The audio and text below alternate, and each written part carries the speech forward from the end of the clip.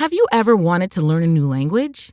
Maybe you were inspired by a recent international trip, became obsessed with a foreign film or TV show, wanted to communicate better with a loved one, or just felt like developing a new skill. With Rosetta Stone, learning a new language is easier than you thought. Rosetta Stone has been a trusted expert for 30 years with millions of users and 25 languages offered, including Spanish, French, Japanese, Dutch, and more. Learning is immersive and designed for long-term retention, so you fully learn to speak, listen, and even think in that language. Don't put off learning that language. There's no better time than right now to get started. Listeners can get Rosetta Stone's lifetime membership for 50% off. Visit rosettastone.com/today. That's 50% off unlimited access to 25 language courses for the rest of your life. Redeem your 50% off at rosettastone.com/today.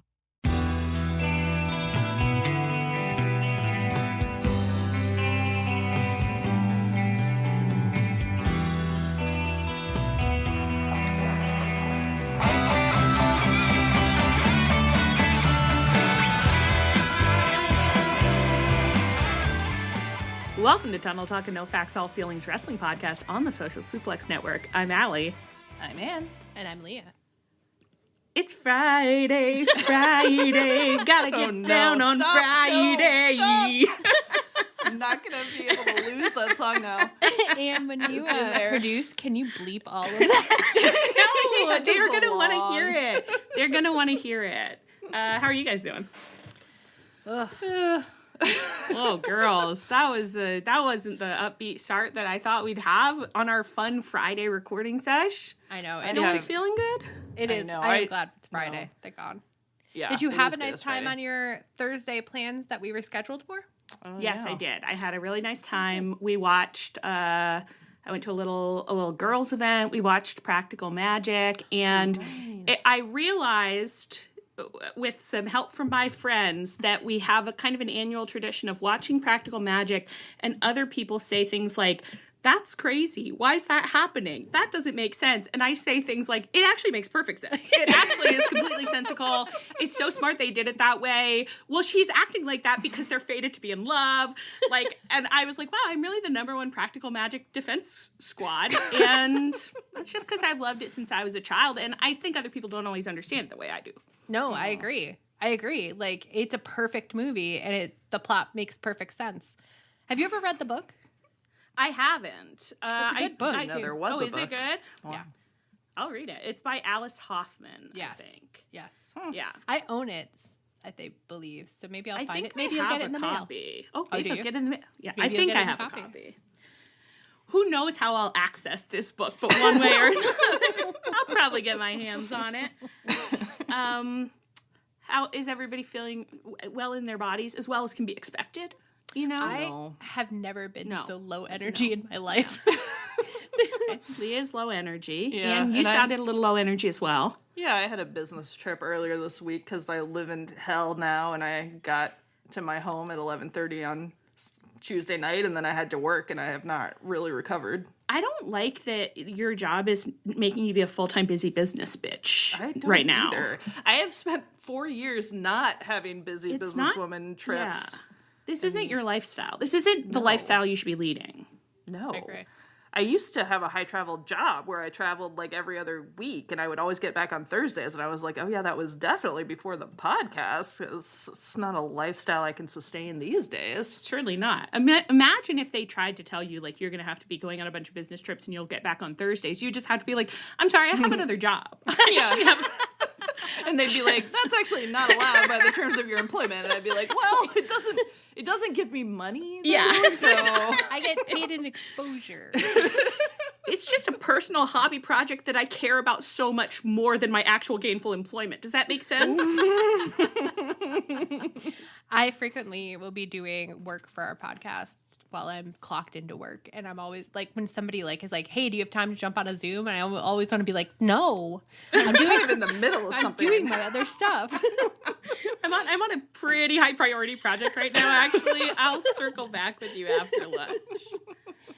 Well, I'm not very well in my body either. I'm on this new thing where I'm just like slowly replacing all the blood in my body with pure liquid Benadryl, and but then at the same time still getting breakthrough hives, still getting hives, but just so chock full of Benadryl. So, well, I guess we'll see how that ends up, but It's horrible. it's not cool. It's definitely not cool at all. No. But If it goes on much longer, you're going to have to go to urgent care. I'm going to the doctor on Sunday, but I booked kind of a twofer where I'm going because I have hives and also to get my flu and COVID vaccines, ? So I'm going to go in there and just be like, what do you think we should do? What do you think like would be cool to do right now? Like, I'm leaving the country in a couple weeks. I'd love to not have hives and also not to get COVID while I'm traveling. What should we do? Any ideas? Any kind of like a shot that could help me with those aims? I'm like obviously not a doctor, but I'm like, if your immune system is like so frazzled that it's got you like popping up hives 24 hours a day, should you get 2 vaccines? Like, what? That's a great question. What will the impact be? I definitely run that by a doctor. Yeah, you're right. Don't worry. The doctor's going to hear all of that. And if you want to be like, so also, if there's any complications that like infants or really elderly people tend to get, can you consider those for me? Because the under 10 over 80 set, those are you qualify. Those are kind of my sweet spots. That's where if it could go wrong for them, it's gonna go wrong for me. I'm getting assaulted 24/7 now with the I don't know if anyone else ever noticed these. If you haven't had shingles recently, you probably don't really register them. But Shingrix, the shingles vaccine, is like really pushing the drug these days. And they were running a news. And so they had one they were doing called Shingles Doesn't Care. Like, your daughter's birthday, Shingles doesn't care. Running a marathon, Shingles doesn't care. But they're doing a new version of that that's also Shingles Doesn't Care, but where at the beginning, in an ominous voice, they say, the virus that causes shingles is lurking within you if you're over the age of 55. I mean, it's lurking within all of us that got chickenpox, not Leah, but I never got chickenpox. I know. Really? You never? Did you get the vaccine? She got the vaccine. I did get the vaccine. What the fuck? I know. It was like the year You're it came older than out. me. I know. Yeah. I know. It was like this incredible sweet spot where it's like it came out and it was like you can, and I don't remember the exact number. So it was like you can get it if you're up to 14, and I was like 13.5 that year. Like, it was like I was at the exact upper window. But yeah, insane. But it's crazy that you made had it them. to that age without getting it. Yeah, because like my whole first grade class got taken out. I had them 3 times. You had them 3 times. Yeah. What is no wrong with wonder your you body? got shingles. You're not supposed to get it more than once. You've got so much shingles virus in I your thought body. you were just about to be like, you have so much wrong with you. I agree. Wait, Wow. so how old were you when you got it? Like, No idea. how much time was there between each? I have We no got to idea. get into your medical history deep. I was just gonna entertaining say, for our and listeners? we I'll gotta patch you through save to my some of mom. this. She would love to discuss this with you. I We only gotta know save this. some of this for our medical information Patreon. That's so true. They'll love this. This is the good stuff. This is just Chicken cut this pox. off right here, like mid-sentence, and be like, if you subscribe. To be clear, Yeah, we don't have a bonus Patreon. episode for subscribers. Yeah, we don't have a medical Patreon. Guys, there's nowhere Allie you got can go to get this chickenpox content. 3 times and Leah got it 0 times. It's like, I got all am I of the hers. only one who got chickenpox a normal number of times? And you're the only normal one. Don't rub it in. Okay, I've- braggart. I have 3 brothers, and none of us ever got chicken pox. I think. Well, if one of They you had got- gotten it, you would yeah. all have gotten None it. of you got chicken That's pox. crazy. You guys went to school. I know you right? were homeschooled. Imagine if this is the point in our The friendship moment where we which I learned. suddenly revealed. I was like, well, we did grow up on a commune. If you had grown up on a homeschooled commune until I and was not 14. gotten chicken pox, that would be even crazier. Because I know they were passing that around on the communes of the 80s and 90s. Wow, this has been wild. fun. That's wild. Because my brothers got it. Like, I brought it home from first grade, and then they both Yeah. got it immediately thereafter. I don't know. I did all my, I don't remember anything. I did all my Googling about this when I had shingles and talked to my mom, and I didn't even know that I'd had it 3 times, and she had told me that. And then I was Googling it, and I think what I found out was like, yeah, it's not super normal to have it more than once, but you certainly can. You certainly can, actually. Yes. And then you might get shingles in your 30s, yeah. And then you might get shingles in your 30s. You might just be that lucky. You might just be that lucky girl who is in her 30s getting shingles. Like, I had to get a chickenpox titer to prove that I was immune to it for work, which was aggravating, but I am still immune to it. I for sure got chickenpox. It's good that you're still immune to it. Yeah. It's also, good. That's good. Measles, mumps, and rubella I'm also still immune to. So, but and you could get shingles at any time. I know. The virus does lurk within your body. So. Yeah, it's in my nerves. I know. Do you think, like, does my vaccine last forever?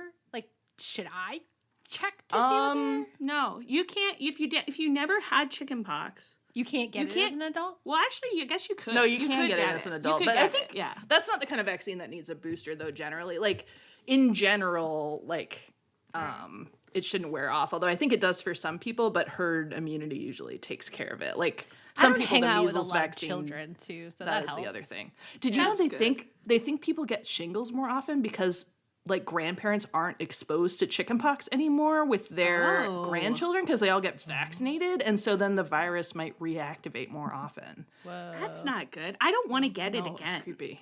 It's really not cool, and I didn't even have a super bad case, but it sounds sucked. awful. My dad had shingles this year, and it like was on his face, like it crawled up his face. Well, the And craziest was it like thing, in the pattern of the nerve too, so you can like see? Yeah, it's and it's crazy that it's like it gets like one side of the body. That feels so dystopian. Yeah. But it's actually just really normal life. Maybe this podcast is our medical Patreon. Imagine everyone logs on to see our reaction to Chuck Taylor's death, and we're like, shingles is crazy.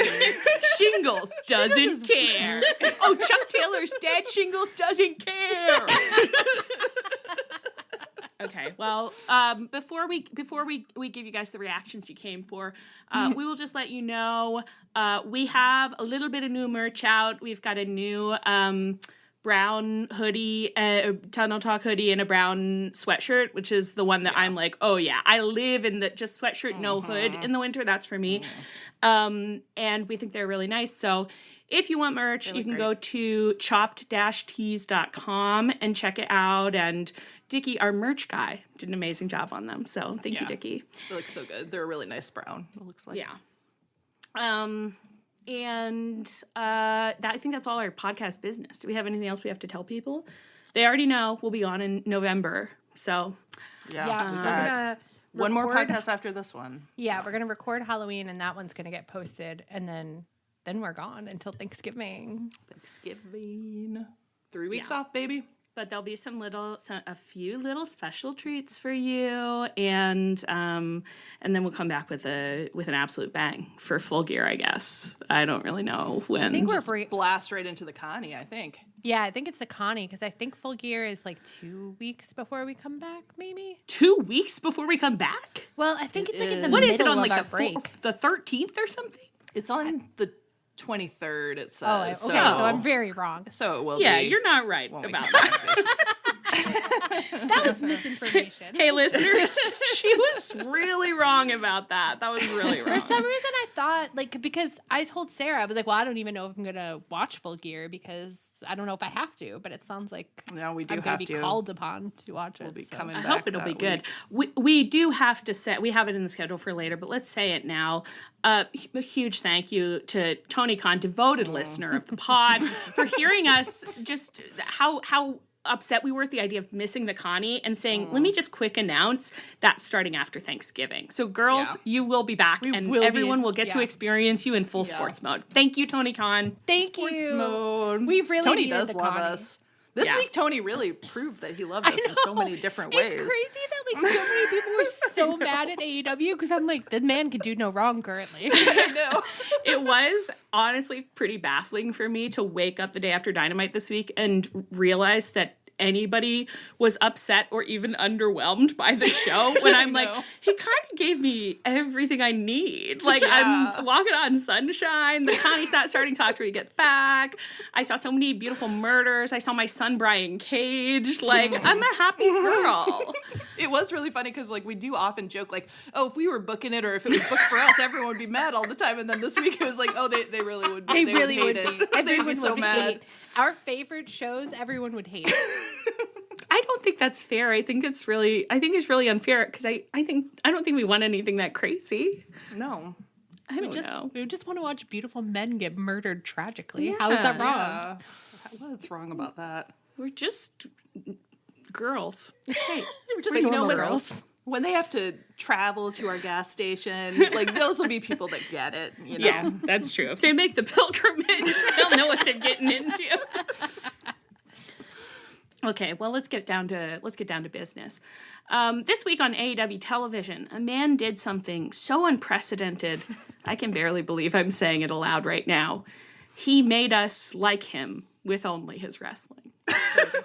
There was wild. Nothing especially to recommend his personality. He told us nothing about himself. We really don't understand him at all, but we watched Shelton Benjamin fight Sammy Guevara and repeatedly said, wow, do I love him?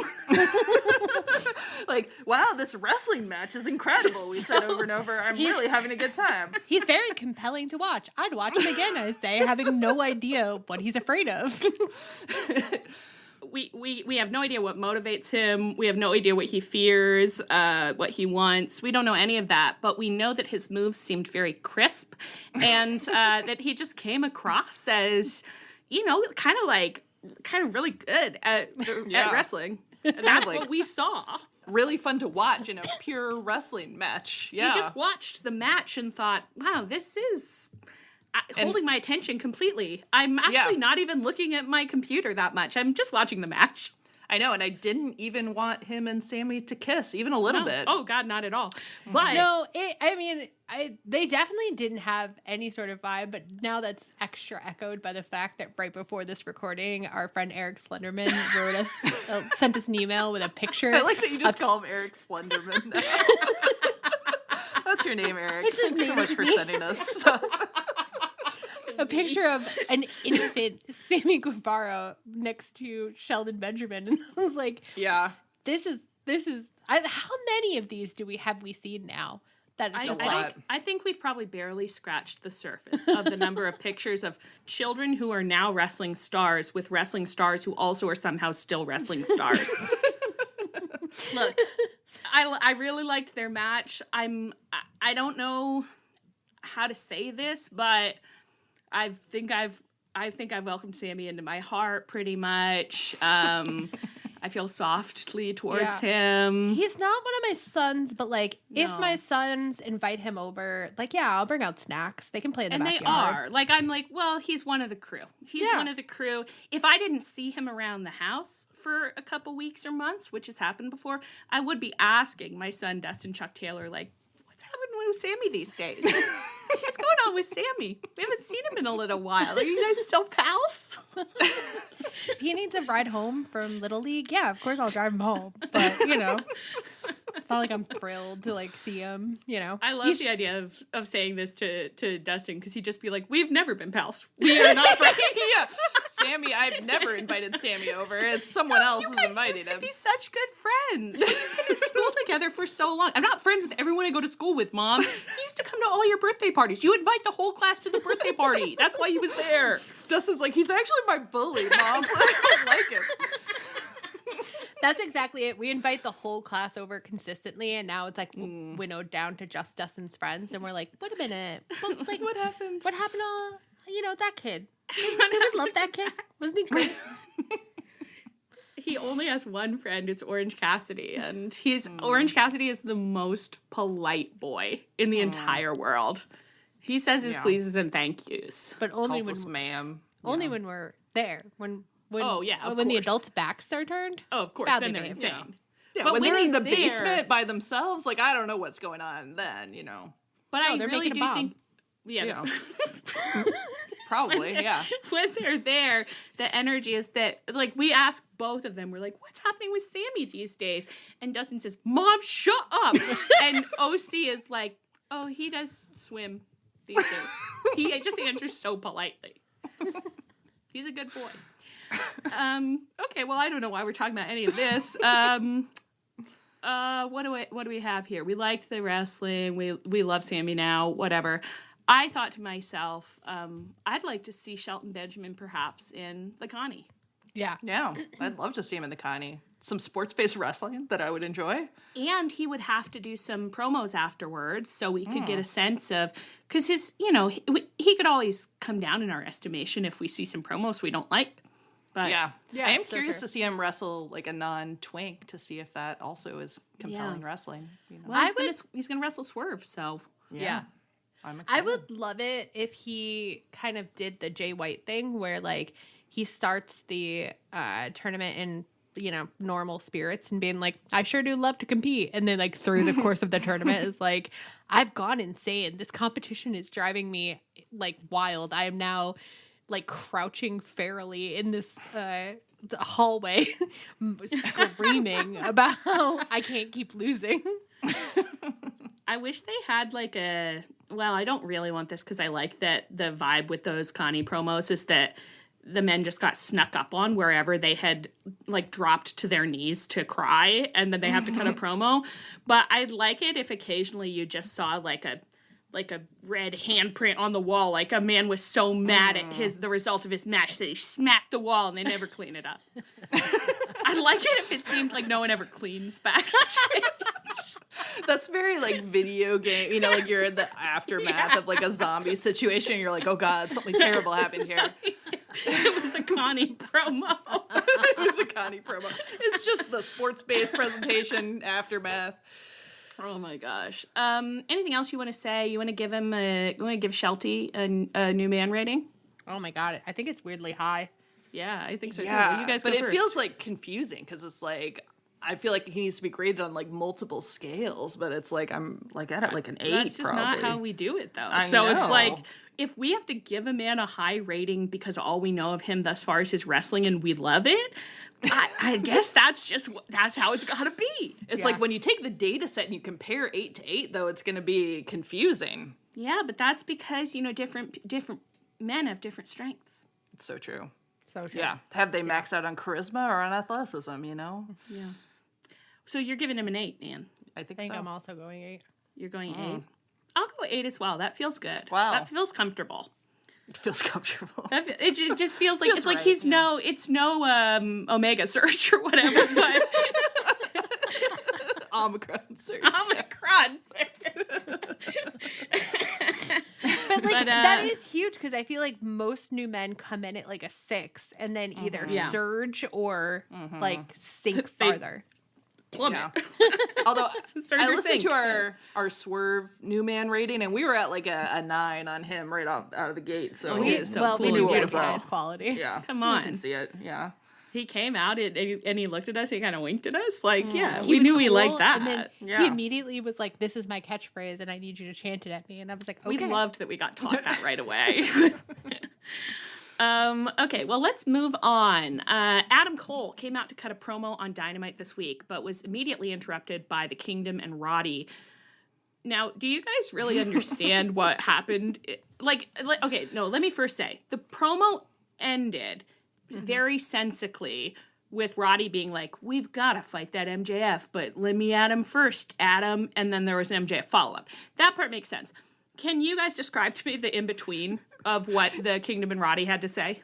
it And was why? very weird because a good chunk of it seemed to be like Adam Cole, MJF is a bad guy, and you shouldn't like him. And it's like, well, he already turned on him He quite a while doesn't. ago. I don't Actually, think. yeah, like, I think they're mortal enemies. Actually, I think that they were reacting to like when like last week or whatever when Adam Cole was like, "Yeah, like I'm not really like whatever he said about the Undisputed Kingdom," where he was just like, I've got to do things alone right now. And so they were kind of like, don't do that. We were going to do this together. We were in this together. You asked us to betray MJF with you. And we said, yes, like why would you do that? And Adam Cole was like, you're right. I do better with minions around me. I just thought it was crazy that Roddy said, and the fact that he didn't even check in on you once while you were injured, but guess who did? We did. And it's like, well, none of that has been in question, Roddy. Like, it was what do you crazy mean? that like Roddy was like, and you shouldn't trust him. And it was like, who's trusting him? Like it was like Roddy was so used to being a pathetic Roddy that he just like slipped back into it, and it was like, that doesn't work anymore. Like you guys made a plan to murder MJF together, and you did it. Like Right. you know? You were in on it. I'm pretty sure, Roddy. you don't have to be like, Adam, we're the ones who are real friends now. Like, yeah, you murdered the other guy. Yeah. It's so funny to just read the text. Roddy, you are damn right. Adam Cole, get a grip. Roddy, you are damn right. Oh, God in heaven. Okay, so then we got an MJF interrupted on a video screen, and he was getting a massage. Wow, who could it be from? Could it be a really super sexualized, sexy masseuse, and he's asking her to rub his butt? Yeah, it was. I don't, there's so much in wrestling that I don't even really respond to certain types of sexism anymore, but I did actually think this is gross while that was happening. Yeah. I didn't enjoy it. I didn't like this at all. I didn't like it at all. It was just, it's like, I get that like heels do heel things, but like it did just feel like very like, oh, you didn't even consider like how girls would feel watching this. Like you forgot that you have girls in the audience. No. And They're only there when they're with their boyfriends, They're not even really looking. They don't even count. It's only accompanied women. You don't need to worry about that. It is true. I guess I actually hadn't even been thinking about like heels have to do heel things, which is true, but there is like just a certain type of sleaze that's like, it does just take you out of it. It's like, I'm not in like the world of wrestling bad anymore. I'm just like, oh, this makes you feel gross. I don't like this for this girl. Yeah. So and it that's is what just I didn't like. Legitimately, like, there's so much ambient sexism in wrestling. It's like, I don't know that you need to like magnify sort of sexualize grossness in wrestling any more than it is if you want women to watch, which I'm not convinced they do, but I have no idea. But it is it is a real like, oh, it's something, like, I guess kind of like I had a little feeling of like, oh, I don't even think that a lot of like wrestlers think this is bad. So it doesn't even really seem like heel stuff in that sense. Like I think probably a lot of people are just like, yeah, that was hot. I don't know. I didn't love it. But so MJF said that he did his classic stipulation, 3 wins to qualify for a match at Full Gear, and whichever man, Adam Cole or Roddy, does it first gets the shot. Are they just fighting other men? Yeah, which is like, so we're gonna watch them fight a lot. but like, do they? Well, like, we won't. that's true. We won't. Bonus. I wonder if there was supposed to be more rules on this, because it's like, if I were Roddy, I'd be like, great, I'm going to fight, like, I'm going to fight Matt Taven, Mike Bennett, like, have them, like, throw it, and then pick, like, that's gaming the system, Leah. That's smart. What heels should be doing. I thought you were about to say, like, Alex Reynolds, Serpentico. Yeah, but you galaxy brained it. Okay, you just said that's what heels should be doing. This speaks to another issue, which is that I believe their faces now. So true. Hard to tell based on their behavior. Right. Completely confident about that? No, but I am pretty sure that is how I'm supposed to be, the lens through which I'm supposed to be viewing them at this time. Why would Adam Cole, like, here's the thought. If they're faces, and Roddy has made an impassioned plea, he's like, Adam, I've been like hangdogging around you for years now. I love you in potentially a sexual romantic way that you've never seen me that way, but it is how I feel. I have pledged my fealty to you. I'm desperate for you to see me as your number one knight, your number one guy. I've got to fight MJF before you, just to kind of warm him up for you, to show him he can't treat my friend that way. If I were Adam Cole, I'm a good guy, I'd let him. I'd just let him. I'd be like, yeah, sure. I won't fight anyone for the next few weeks. You go for it. You get him first, and then I'll get him.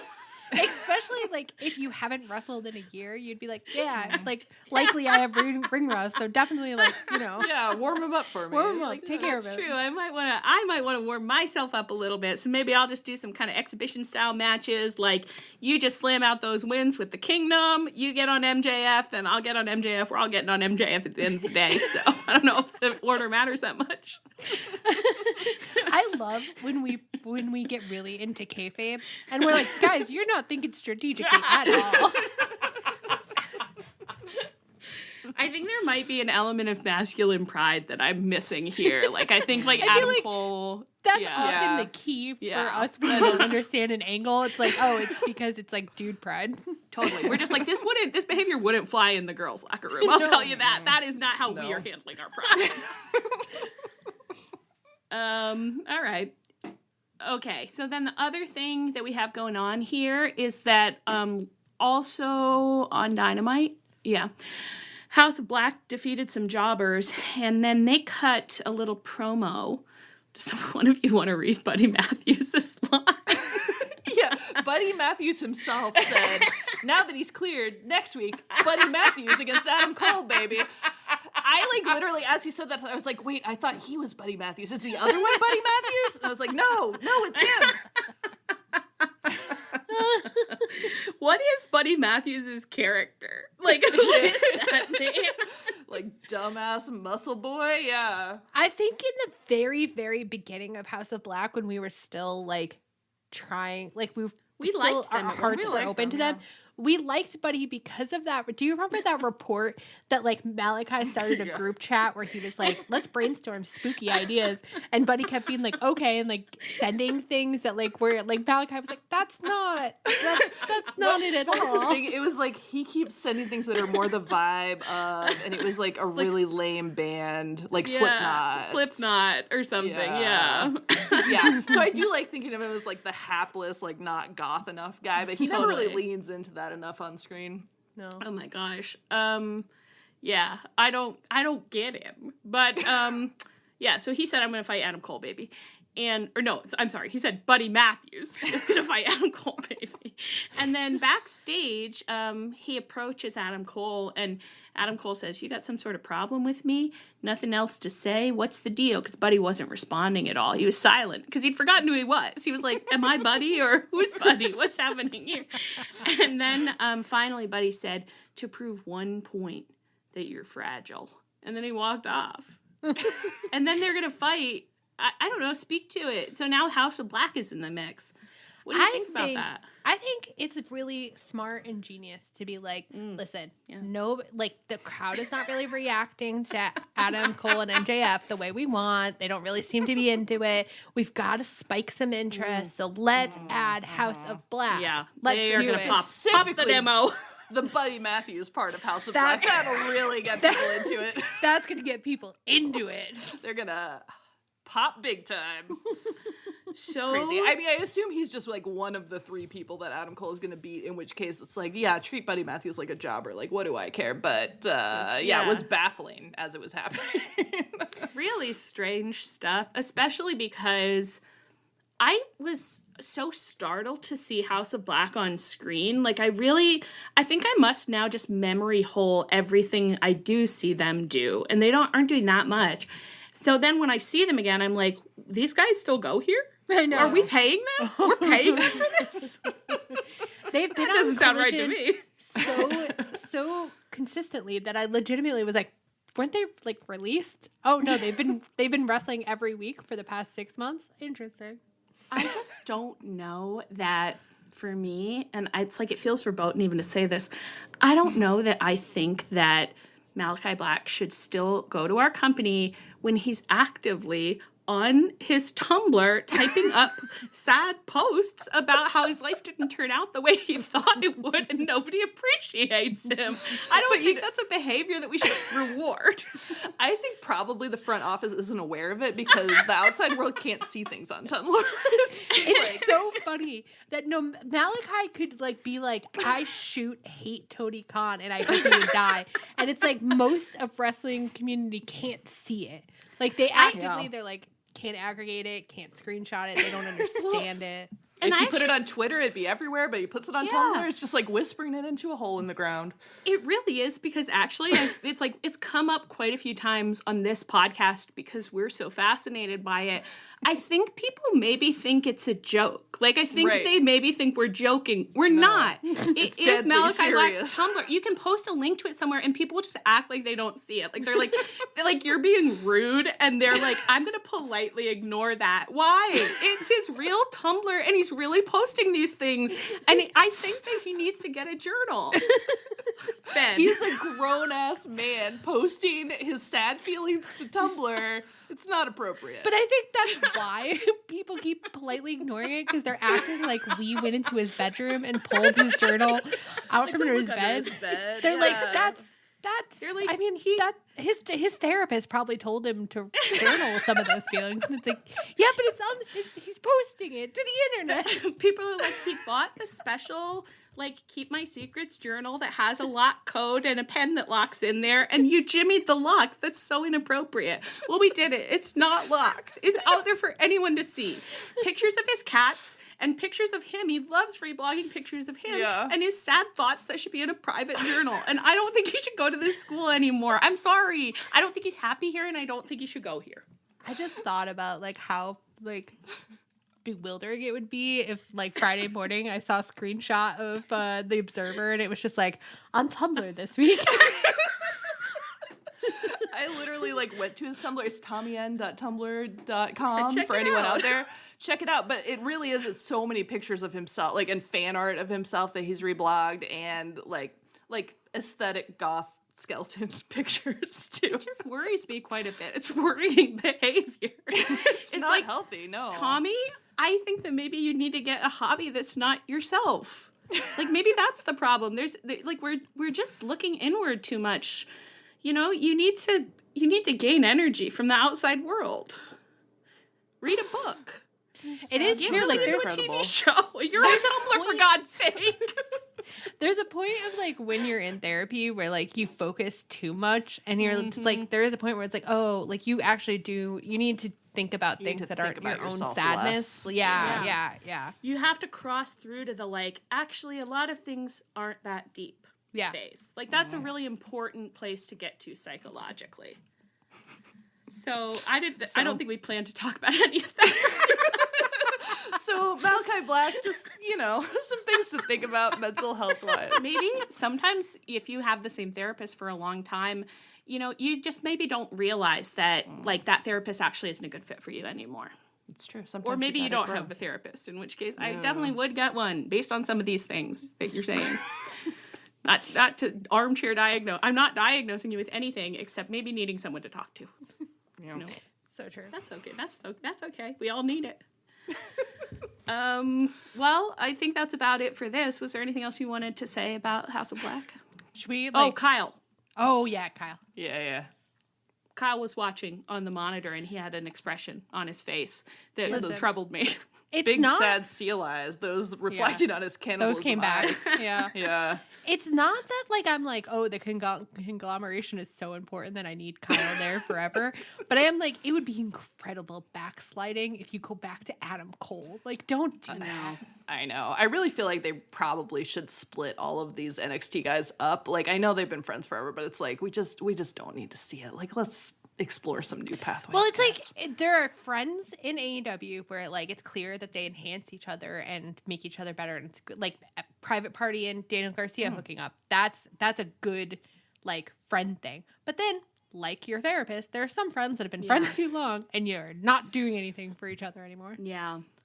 You know, I think last week I felt more open to not the Adam Cole part, but the Kyle and Roddy of it. I'm like, Roddy really wants Kyle back, and if he got him and was really unhealthy for both of them, but they kind of were back in that toxic relationship, that could be okay. I don't mind that, but I am a little worried about what stories we're telling here. And my God, Kyle, it's like you just got married to Mark Briscoe, and immediately your eye begins to wander. But of course it does. Kyle should be evil. That's the problem but the Adam Cole is a face. I keep forgetting as well. Adam Cole and Roddy and the Kingdom are faces. You're like, of course I can see the appeal of the evil. Wait, no!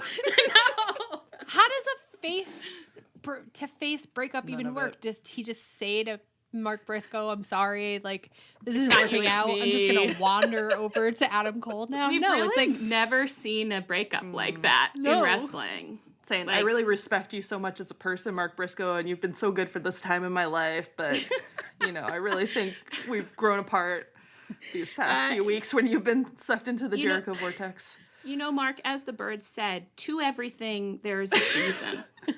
I believe actually it's from the Bible, but I have true. got my point of reference, and others may have theirs. All right, well, let's move on. I think. Wow, to a section that's about here we go. to incapacitate your girls. Just beyond the reckoning of it. Okay, this week on Collision, Daniel Garcia and Private Party cut a backstage promo explaining that the Elite aren't living up to their responsibilities as title holders because they aren't willing to do anything about the ongoing BCC situation. We aren't going to watch the BCC burn AEW down. I do just want to quickly say, I do think this is how face title holders should be acting. Like they got elected to student council and they take it really seriously. yeah, agreed. This is what we've wanted this whole time. Yeah. I think we've talked about this plot line a bunch. Absolutely. So they We're fought constantly advocating for student council storylines, really, and I think we're right. where like title holders shouldn't actually have that much power, but they should believe that they have responsibility and they should take it really seriously. So they fought the premier athletes and won, and then they celebrated backstage, and also they either approached OC or he approached I don't remember, but OC had just squashed a jobber. So Danny Garcia was like, buddy, you need to step up. Like, do you not see what's going on around here? Like, are you like a responsible face like us or not? And OC was like, look, I've fought these guys before. It really changed me, messed me up, made me twisted in the head. I don't think I can do that again. I can't lead. I'm not that guy. The BCC were also in trios action on Collision. So they fought Action Andretti and Top Flight in the main event. And after BCC won the match, they were joined by Mox and Marina Shafir to do some more senseless violence on these poor innocent faces. We got a bunch of clown card face runouts. We had Leo Rush. We had Dark Order. Mox is threatening Dark Order. It's brutal out there, as Olivia Rodrigo would say. Tons of violence. Garcia and Private Party run out for the save. OC comes out too, but he just stands on the ramp and he watches what's happening, and then he turns away and leaves. Oof, girls, what did you think? What'd you think? Yeah. I'm very psyched for him to be on this hero's journey where he's being like begged to do stuff, and I do think it works really well with OC's like ongoing character. I'm really interested in how he thinks fighting those guys changed him and him being reluctant to lead or whatever. I think some people have like written some sort of like, little essays on, it's like the last time he kind of led a faction, like it all went terribly wrong and he's scarred from it and stuff. I think I would like a little more explicit connection to that. Like I'd like to know a little bit more if like OC's thinking about the best friends breakup and like bring that in a little bit, but I'm really enjoying it. Yeah, I think he has I think it's really good that he has kept the like I'm upset about my faction falling apart and my friends being mean to me thread going in like small ways for quite a while now. I think he did a really good job with that in order to use it again. But I do really like he did get so intense when he was like fighting Mox, and then Greg did turn around and basically be like, well, you're a narcissist because you're obsessed with, your own wins. Like it does add up in a way that's, it's pleasant to look back and say like, wow, the pieces are there. Yeah. A little bit of simple I see storytelling. him, like, I can't head up a group to like take out Mox. The last time I was heading up a group and trying to take out Mox, like everyone thought I was a narcissist and they hate me now. Yeah, it has like strands of like season 7 Buffy where like it's like I did that. Like I tried to fight people.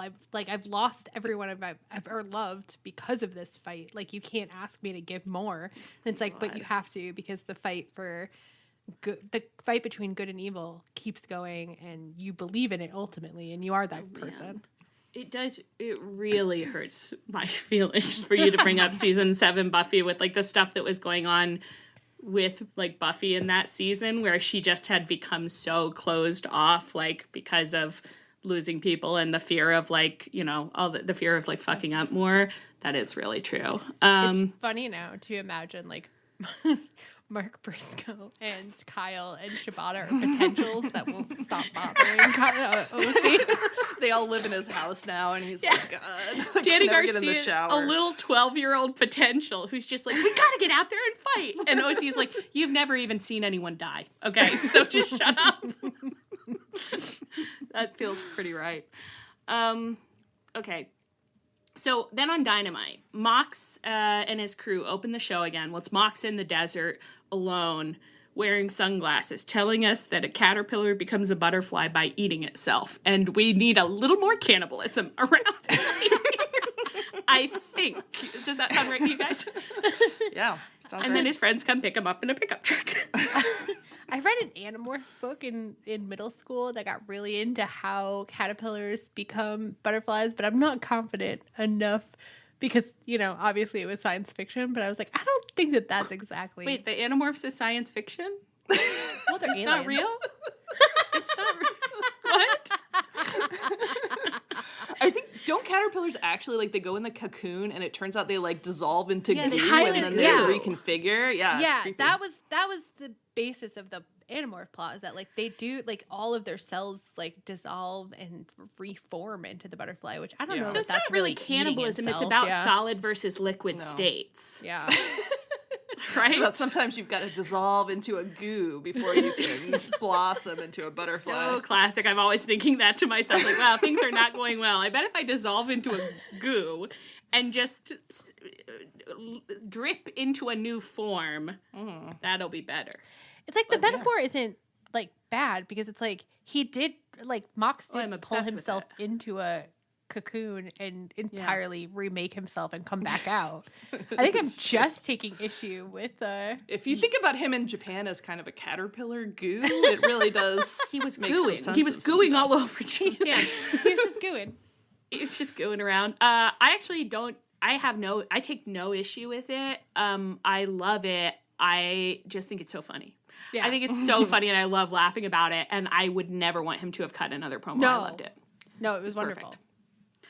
Okay, so back at Dynamite HQ, the locker room faces had gathered in the parking lot to await the arrival of BCC, hoping to force a confrontation. They've got kind of a righteous, angry mob vibe. They're not one of the bad kinds of angry mobs.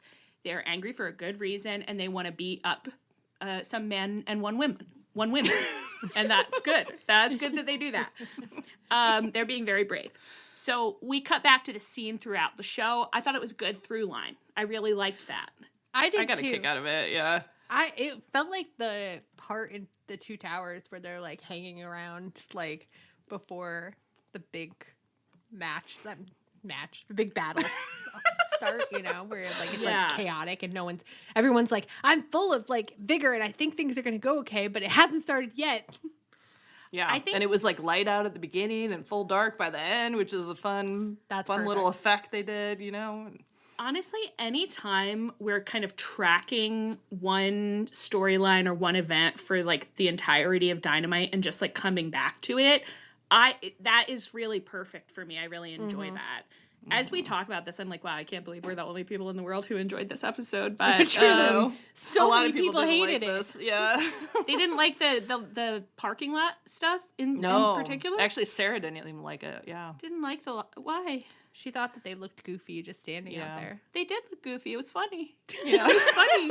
I agree. Well, they can't defeat the BCC. Of course, it's always going to look a little funny. But yeah, it's important that they try. Though. Yeah. You know, when you're on the side of what is good and right, you really don't always look cool. You really do not. And I think we need to accept that. Like, you might look a little silly, but the reason that people don't step up and do the good, right thing, it often is because they're afraid of looking silly. So I don't think that you should be afraid of it. I think they had a genuine grievance, and they went out there and they wanted to do something about it. And did it work for them? No, not at all.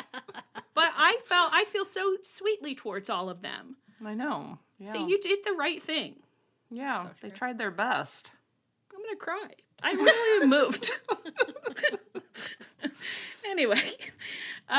Okay, so, okay.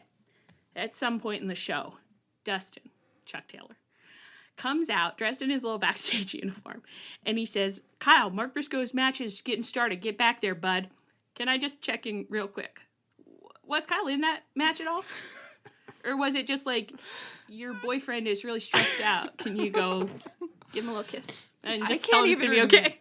Remember if he was on the sidelines. I think because right after this, I was so excited for what had just happened, which was seeing Dustin Chick Taylor, that I did not see a lot of Mark Briscoe's match, I'll be honest. Yeah, usually I am like ready to defend Jericho, and I'm like, he's fine, but I'm like, I didn't see a single moment of that match because I was in my heart like just replaying this over and over. Yeah, I agree. Well, we have no idea, but I think it's sweet that Kyle, who might betray Mark Briscoe as a face, went to support him in this time. That's good. That's nice. And I like that you could kind of see him jogging back to the arena for like the whole rest of this little conversation.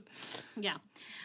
Okay, so then anyway, so Chuck's out there and he says, "Hey, OC, can I holler at you for a sec?" It sounded very normal coming out of Dustin's mouth. It sounded like he definitely says that all the time. He says it all the time. He's always saying, "Hey, Orange Cassidy, can I holler at you for a sec?" I think that people do say that, but like, I only associate that phrasing with hitting on girls. And so I'm like, okay, insane. Imagine if the moment of every face in the AEW locker room having formed an angry mob in the parking lot was the moment when Chuck Taylor was like, you know what? I think I'm going to make my move on this sweet little girl. Hey, Orange Bobby, let me holler at you for a second. Looking really cute. Hey, Orange Cassidy, while we're all standing around out here. I think my moment has come. Okay. Well, he didn't ask Orange Cassidy to the prom, actually. He said the sexiest thing that one man can say to another man. How long have we known each other? 20 years? We used to live together. Yes, that's what we like to hear. You know we love roommates. We just want a roommate situation. These are the moments we live for in wrestling, is when one wrestler abruptly says to or of another wrestler, we used to live together. We used to live together because we couldn't afford to live by ourselves. We couldn't afford to live by ourselves, but we wouldn't even have wanted to. No. Hey, aren't you the greatest friend I ever had? No. Don't we have a bond that no one else could even understand or imagine? They really should have put some old pictures of them up on screen for us. Oh my God, yeah, we didn't even get a montage, like looking back on all the long.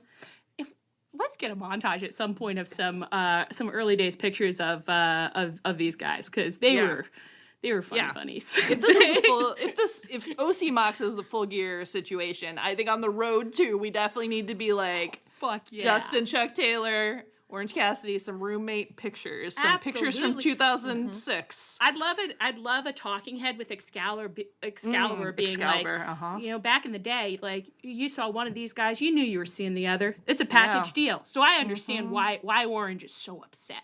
Yeah. That's what girls want to see on the pre-show on the road too. Okay? That's how you and I want to see some female demo. Yeah, and we want to see some fun pictures, and when we look at them, we want to say, wow, they have known each other for 20 years. That's crazy. Yeah. I would do anything for my friends I've known for 20 years. I'd die. It's Orange Cassidy's birthday, and Dustin Chuck Taylor's doing a thread of pictures from the last 20 years. I want that level of montage. The pictures that Dustin Chuck Taylor's going to delete the next day. What bit am I doing? It's from like SNL or something, but I have that song like, something always leads me back to you. Maybe no one will know. I don't know. I think it's a comedy bit. Okay. They've known each other for 20 years. Hello. Chuck tells OC, like, man, you see what these guys are doing, BCC. You see what they're doing. Like, this place gave us everything. You need to step up. I know you can do it, buddy. And he clapped him on the shoulder, and then they just walk back inside together, which I thought was really sweet. It's like, OC, no response. He doesn't stay with the angry mob. He's just like, yeah, much to think about. Much to consider. So is this pep talk even more effective than Jerry Lynn's pep talk last week? Yeah. Well, you know what? It's like he never lived with Jerry Lynn. He never did. To our knowledge, that we know of. Okay.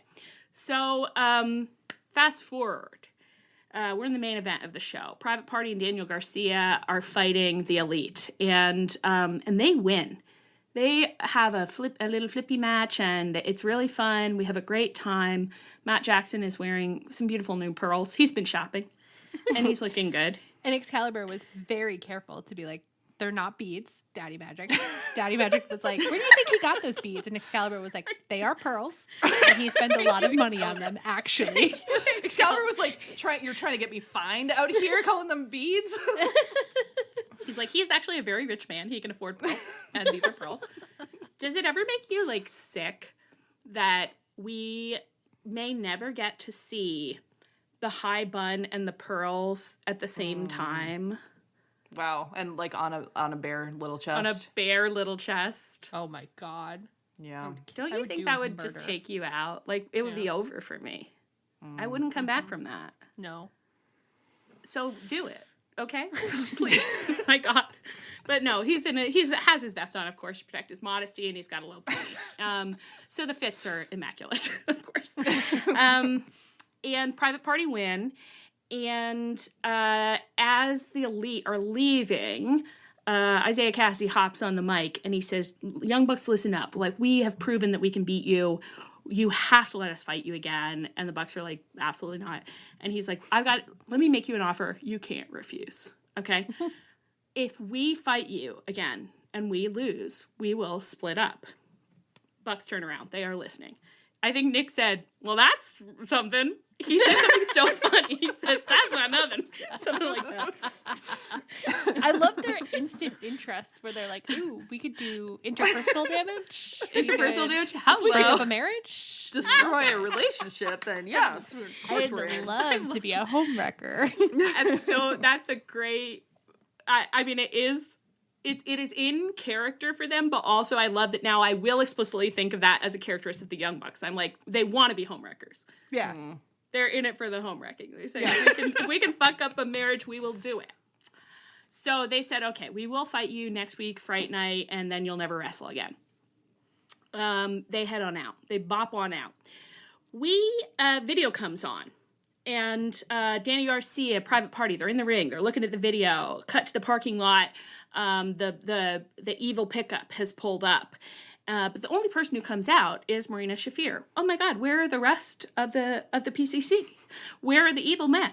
Well, they're behind Private Party and Danny Garcia in the ring. They smack him with chairs. Violence has begun yet again. It's endless these days. So they're getting their asses beat in the ring. And wow, how could it get any worse or scarier? It seems really bad. At that point, you're like, really bad. What else could happen? God, it seems so bad. Nothing else worse than this could happen. Well, could it be that blasphemously, John Moxley, well, actually, I don't know if this is truly what happened, but I'm going to say it and then one of you will correct me. John Moxley, dressed like a cat burglar. He looks like a burglar from The Sims, like literally. He's wearing like the Halloween costume of a burglar. Yeah. He emerges, I truly think, from the good boy hole. Is that It right? was the good boy hole. Thank God. Was He it? I emerged thought it was coming in from the left. It was from the right, from our If perspective. you're looking in the ring, I'm almost if we're positive looking, it was the right. That is right. Maybe I'm I know wrong. that's right. Anyway, I'm going to say it's the good boy hole. And he is dragging by the hair Dustin Chuck Taylor. Oh, God. He's dragging him. And he is kicking and dragging him down the ramp like a poor little animal.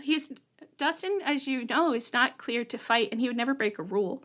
So he's not even defending himself. He's just getting his little ass beat into the ring. And the chairs are there. Oh, God, the chairs are already there. The writing is on the wall. And Claudio hands the chair to Yuta, and Yuta goes to put the chair on the ankle of Dustin Chuck Taylor, which, as you know, is like eating itself like the caterpillar. Like, the ankle is damaged, potentially beyond repair. We have no idea. We don't know the results of the MRI he recently got. It's goo. Will it stay goo or will it butterfly? We don't know yet. Blossom into an even more beautiful ankle. We don't know. We want to see some wings on that ankle, but we don't know if we ever will, especially not if Yuta snaps a chair on it. But Claudio removes the chair from the ankle and he puts it on the head and neck of Dustin Chuck Taylor. And actually, even Yuta looks startled and a little troubled about this. He looks like, wait a second. To absolutely destroy this man's ankle so he can never wrestle again is one thing. But to break his neck, I don't know about that. But Yuta does know. Yuta and Mox know. And they step on the chair.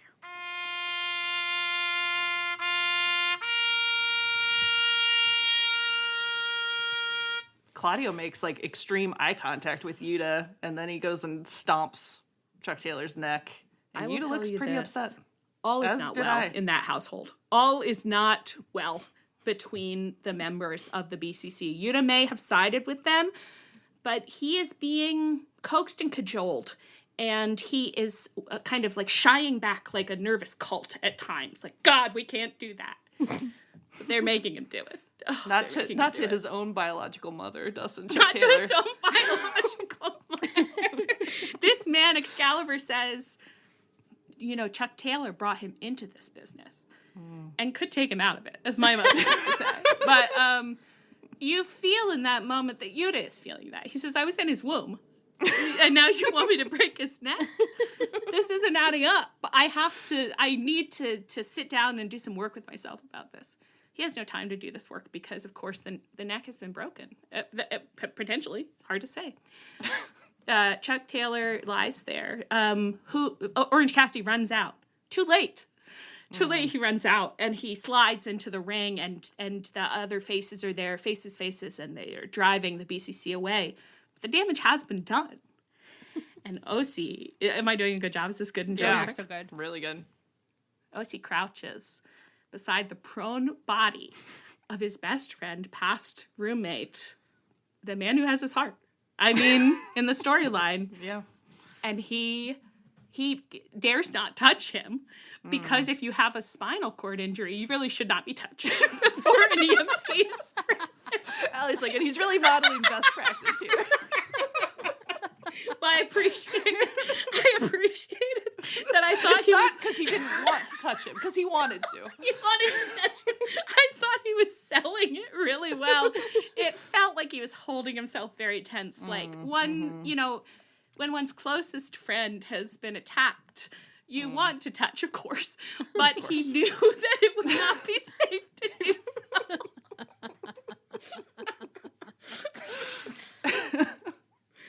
Oh my gosh. Okay. So anyway, and that's how Dynamite ends. Now we did get, luckily before this recording, we got a post-show promo that picks up right where we left off. OC still is crouched, not touching, very carefully. He is not moving a thing because when the little notches in the spine, just even the slightest notch could change the outcome completely. So we must wait for the EMTs.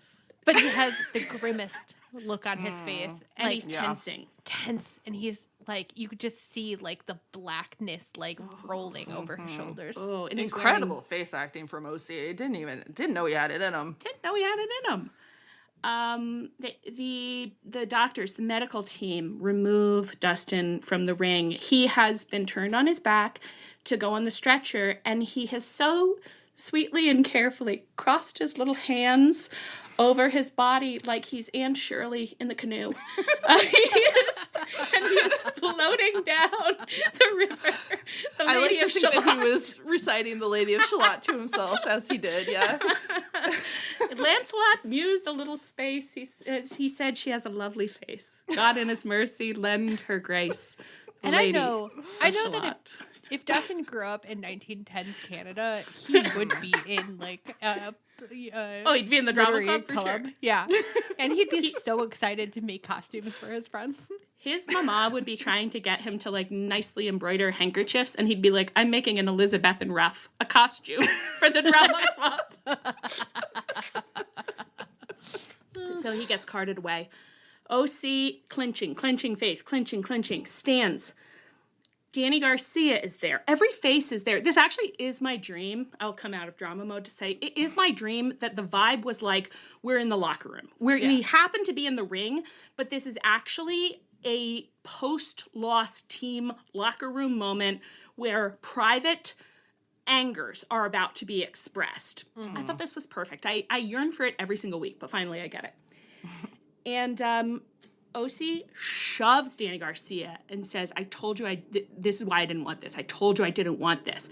But Danny Garcia is being like, buddy, you got to step up. Like, look, you can't let them do this stuff. You can't let them do this stuff. Like, Danny, he knows. Like, literally, his girlfriend just got fridged. Okay, yeah, so his heart's broken. His wife is dead. But that was the they'll never season be 7 under Buffy the thing. sheets, whispering sweetly to each other again. He's having horrible flashbacks, and a gauzy. Yeah. God, see the lighting. The lighting is so soft.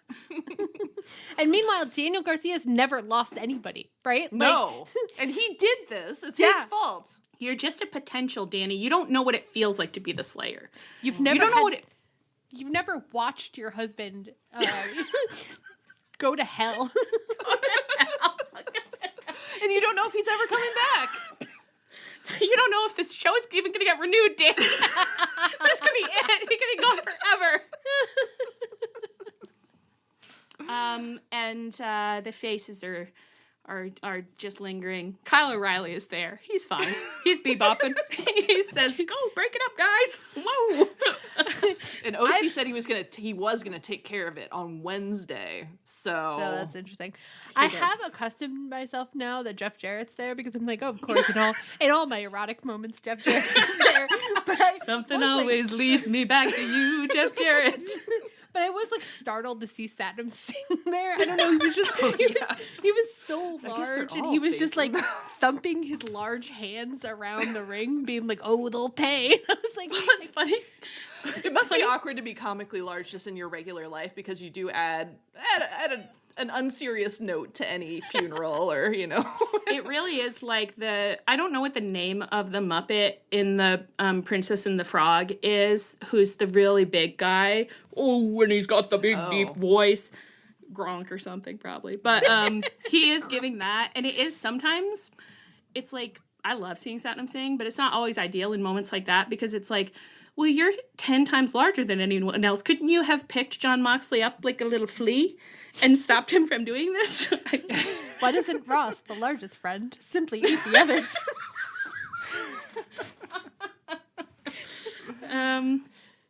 Wow. But, of course. His name's Sweetums. Sweetums. Oh my God, that is Satnam Singh. Oh, Sweetums. Yeah, that's nice. It is, I think, actually quite essential at this point that the punchline to every beautiful moment at AEW be, and Jeff Jarrett was there. It is proof of how weak my mind and spirit is that I'm like, yeah, they've shown me Jeff Jarrett enough times that I'm like, yeah, of course why wouldn't he be there? He should be there. He's one of the group. When all the kids come over after soccer practice, of course Jeff is also here. I'm saying to Dustin, I haven't seen Jeff around, and Dustin's like, Mom, Jeff is like 3 grades above us, Mom. Nobody even likes Jeff, Mom. Do you know how many times he's failed 3rd grade? That's right. Jeff's gotten held back. And we're just like, oh, well, we got those granola bars he likes. Why do you know what granola bars Jeff Jarrett likes? It's like, oh. Sometimes you have approximate knowledge of many things.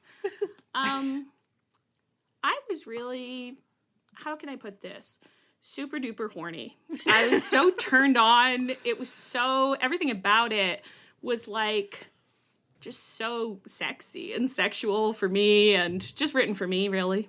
Yeah, I know. People kept checking in on us, like, are you upset? Which I really appreciate it. I love when people check in on us about Chuck Taylor, but it's like, I reached ecstasy levels I never thought I would reach again. Yeah. I didn't know I'd ever see him on screen again. Yeah. It's hard to explain, really, because I do understand that for some people, like, their relationship with their special little guy is that, like, they want him to win all the time and and only look cool. And it's like, it's really not our relationship. It was really, that was never in the cards. Okay, no. That was not going to happen. On the table. No. We've adjusted our the goalposts have moved, and now seeing him But do even anything. then, like, our goalposts are like, are they communicating emotion? And it's like, in this case, I got to see Dustin for so long, and someone was communicating a lot of emotion about it. His girlfriend communicating. getting a lot of information. I guess we don't know who's the girlfriend. At any They're given each other's moment, girlfriend. I don't know. either one of them could be the girlfriend, the boyfriend, the husband, the mother, the father, or the wife. Okay? That's all immaterial. Yeah. What matters is that they were roommates and they've been friends for 20 years. To see Dustin get used as an integral part of OC's emotional journey, I've never wanted anything more than that in my entire was life. Huge. It was I huge think- to have things pay off that way because, I mean, of course, shouldn't it be Mark Briscoe? The fact that they didn't have Mark Briscoe out there giving him a pep talk, like, frankly, shocking. Incredible. I know. It's crazy that they went from Mark Briscoe didn't make it in there at any point. They went from Jerry Lynn to Dustin. I mean, those are the people backstage that I think OC cares about the most. So, like, Most yeah. realistic. Do a little I work think- shoot, sure. I think the thing to keep in mind for us is that it's like if our child is in a performance of Romeo and Juliet and they're on stage dying, that means they're a lead, baby. That means they are a lead. A win is a win. A win is a win. And you this know? opens the door. Maybe we'll see him on screen God, more. please. I hope we do. One thing I would like to say we haven't talked about yet. He had no shoes on. I loved that. No. Mox He did must it. have pulled him right. He either pulled him out of his shoes or Why didn't he he have caught shoes him on? while he was like changing. He let him get his clothes back on, but then he was like, "It's time, buddy. We gotta go. No time to way- waste this up." The way I'm now imagining Dustin as Mr. Rogers sitting down so carefully in his little crew uniform and like leaning down and being like, time to take my shoes off, time to unbutton my shoes. And then Mox just gets him in that moment. But the little bare feet socked feet told us that he's not currently wearing a brace. So you There's no wonder, brace we could see. was Pretty that exciting. was that MRI a post-surgery MRI? Maybe I'd that love was to an know because exciting if a man confirmation. hasn't gotten surgery on his caterpillar ankle yet, how could he come out to get roughed up without a brace on? I can't imagine it. It wouldn't be safe. It wouldn't be safe. I would do anything to subscribe to Dustin Chuck Taylor's medical Patreon. God, if anyone, you have a little medical Patreon. Tell me what your cholesterol levels are like. We're in the Ham and Boobly sketch. We're being like, do you like making money? Because I've got an idea that's gonna make you a ton. Do you know how many sweet, empathetic girls want to subscribe to your medical Patreon? He's It's like, a lot of us. I learned of the existence of many of my female fans when I twitched, and then I decided I would never be visible again. Well, I feel like a lot of wrestlers are prepared for a certain level of creep fan that like the way that men are creeps and like Yeah. they're like it's not like they're not used to like awful fans, but I think it is sometimes bewildering to be the focus of like our specific type of He wasn't prepared to be called grown women's biological sons constantly. you're always saying that you bore me in your womb. And I just don't know about that. We're like, well, we do. We were there.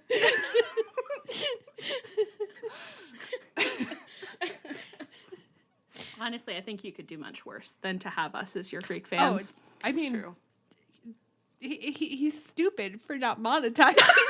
I mean, because he could charge like $200, $300 a month for his medical Patreon, and I get would pay it. some Please, he could subscribers. charge $200 to $300 a month for just like a basic wellness check-in. It's just like a proof of life once a Yeah, month. just like Yeah. tell me what sports games you went to and like what Walter's been up to. Yeah, I'd just pay A it. Twitch We are stream where he plays his favorite video game and idly chit chats about which Sixers are cute. Yeah.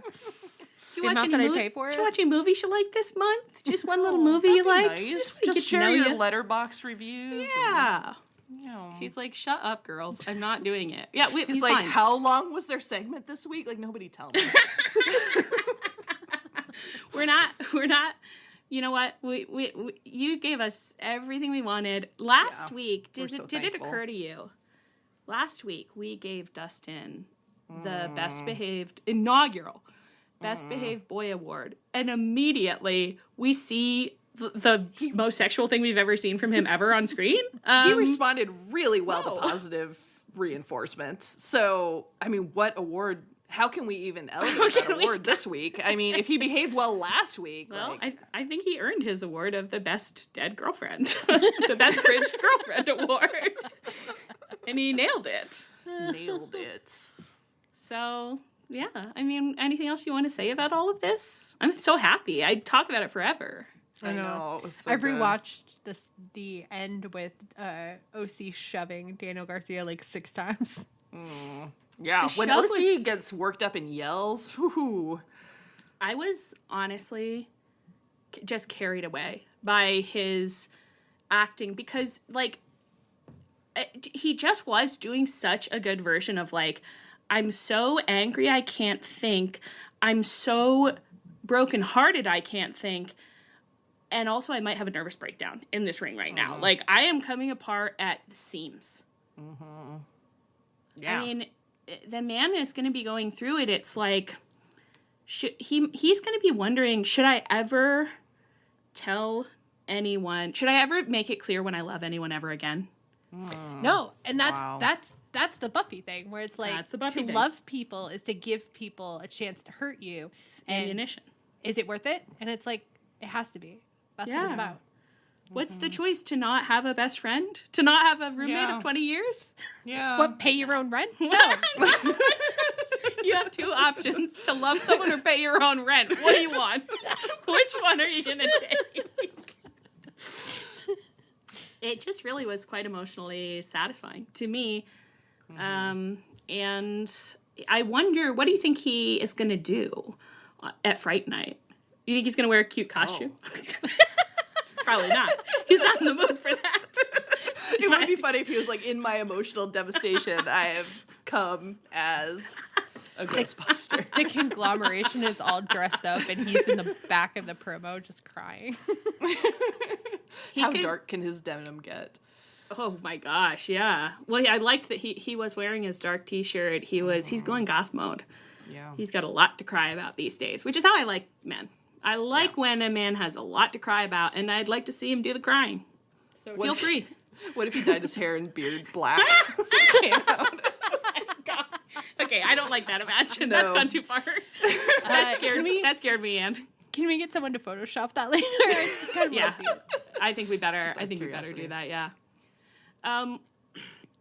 So where do you think we're heading with OC has been forced to take up the mantle of King of the Faces. He's going to have to try and defend his kingdom. What do you think that's going to look like? Where are we heading?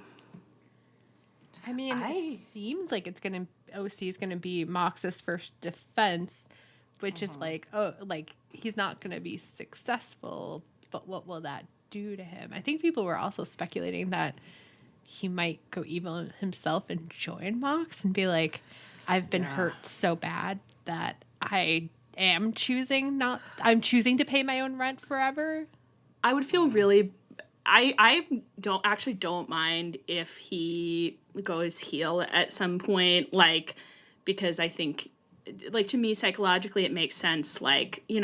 Sometimes the pain of trying to be good becomes so great that you'll be bad for a while before you remember you have to be good. That's fine. I'd feel very betrayed if he ever joined forces with the man who fridged his girlfriend. Yeah. That's not appropriate. You cannot do that. No medium. In no medium. It's true. I don't know, though, it doesn't seem like he could possibly get the belt off of Mox at this time. I don't know what he's going to look like leading up to that or in the wake of that, though. No. I know, and it's like, if fighting Mox changed him before, what's this going to do to him, So much worse. And now, he really doesn't have any friends. It turns out this whole time he did know who Dustin was. And I did think that when Dustin walked out, I was like, oh, he knows he's alive. That's nice. He knows he's alive. They seem to have a pretty normal friendship backstage. Don't know why you're so bummed out all the time. You're still working with your friend.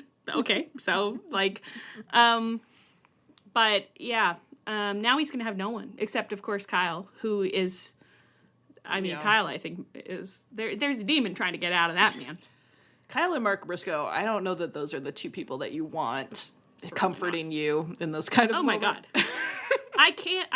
I cannot imagine what it would be like to suffer an extreme emotional blow, and the only people I have to turn to are Kyle O'Reilly and Mark Briscoe. They're telling you the word of the day while your girlfriend is dead. Don't you feel like Kyle would be a classic, like, petting OC with a broom going, it's okay, don't be cry. Well, it's like between that or doing something like he's just like licking in his ear. Like something where it's just like, do you think that's comforting? Like, what are you doing right now? And he just has kind of a kooky look on his face like, oh, I don't know, but I don't like it when I see you look this way. So just got to do something weird. Well, I guess we will find out next week. And then I think it is a little inappropriate that they planned this whole storyline for right when we're going to be going dark. But I mean, it is nice that it's got the full gear cycle room to breathe, with a little more runway in the cycle. So that's exciting. Yeah. I also it'll be interesting to keep an eye on how quickly some of this Yuta stuff comes to the fore, because they clearly are doing something. You like to see them clearly doing something. So we'll keep our little eyes on it. Okay, did we get our yayas out? Yeah. I do wish that like we were having like the most boring like time of our lives for our break, you know what I mean? Like I wish I wish Adam Cole was challenging Mox. and we could just be like, that, we can miss that, yeah. But it's fine. I know. Our break really should have been during the all-in build. The worst build of all time. That's true. We could have taken some weeks off. I would have loved to clock out this summer. Oh my God. Okay, so let's powerfully move on. Kyle Fletcher came out for another in-ring promo on Dynamite this week, and he finally explained that he turned on Ospreay because everyone kept comparing him to Ospreay, but actually he's much better than Ospreay, and he doesn't want to live in Ospreay's shadow. He wants to be, he called himself like the proto-star or something, which I thought was fun. And then he, at the end of the promo, abruptly started, he said, like, in order to succeed, I can be nothing like you. I'm nothing like you. I'm nothing like you. And Don Callis handed him, what do you call it? Razor? Electric razor? Clippers. Yeah, clippers. And he just starts shaving his hair off, which was so startling. And I thought... like jerky, erratic way where it was just like, oh my God. While screaming, I can be nothing like you. And I'm screaming, but Ospreay does have hair. Oh, but he doesn't. Yeah, I understand it. Yeah, no, I get it. It is funny though to be like, Ospreay, you're known for your beautiful curls and I am nothing like you. And there it goes. It's like you already were nothing like you. Your hair is quite damaged. Yeah, it's terrible. I also like that it wasn't like, let's get, I want to shave my head, so we might as well do a hair versus hair or something. He was just like, no, I'll just do it in the ring. Oh my, it was so, I do love any moment in wrestling where I, even after watching for, 4 years, like, don't see it coming. And I'm just like, that's what you chose to do right now? Is I treasured those moments of just wow, I could never have guessed in a million years that this promo was going to end with you shaving all of your hair off in the ring. I didn't see it coming. Wrestling really, they can do anything, like, it's just impressive. There's no rules to the medium. Right. Mm-hmm. And they're predictable far often than they need to be. Like, they could be doing some more insane shit like this where it's just like, oh my God. Nobody wants them to. This yet another thing that apparently the masses didn't enjoy, but I thought was pretty electrifying, honestly. This was also prefaced by a little in memoriam segment for Ospreay and Fletcher's friendship, and that's the kind of thing that we'll need to be seeing for for our like to encourage that.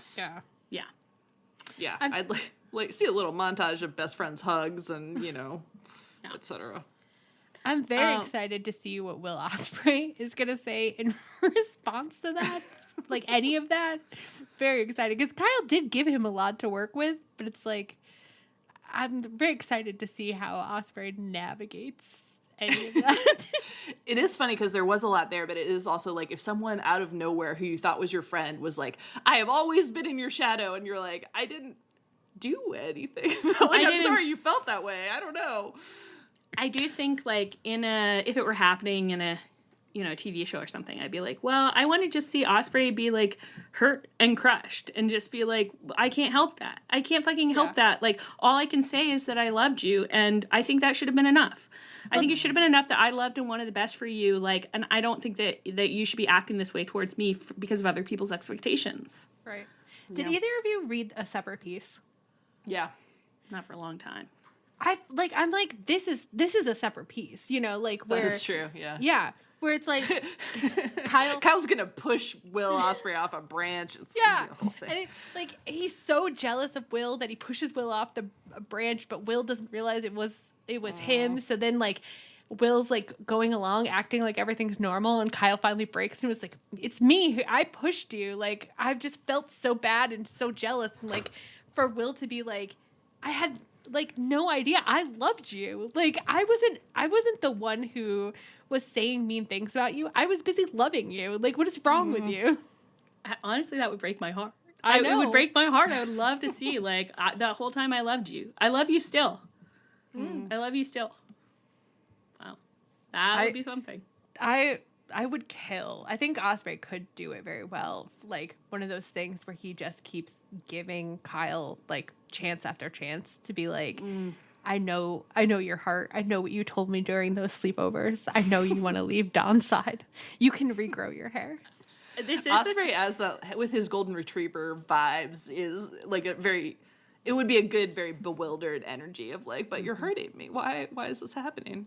To me, it would be so unusual and emotionally satisfying for Will Ospreay to be like, I know your heart. I know this isn't you. I'll give you a million chances. And for everyone else to be like, you need to wake the fuck up, okay? This man does not have your best interests at heart. Like, he is evil. Like, you've got to get new friends. You got to move on. You got to get mad. You got to get angry. And for Will Ospreay to just kind of be like, okay, I hear you, and never give up. And to just, for a year, 2 years, whenever they cross paths, Kyle is just like brimming over with anger at him and always is doing the worst possible thing. But where does that anger come from? It's the anger at himself for not being able to get rid of the real love that was in there. It's like he is angry that he loved Ospreay, but he couldn't have that because of the expectations of other people. And then eventually it pays off and he does do the right thing. And it's just like, I give in. The love is bigger than the fear. Yeah. My goodness. Yep. Would that not pop you?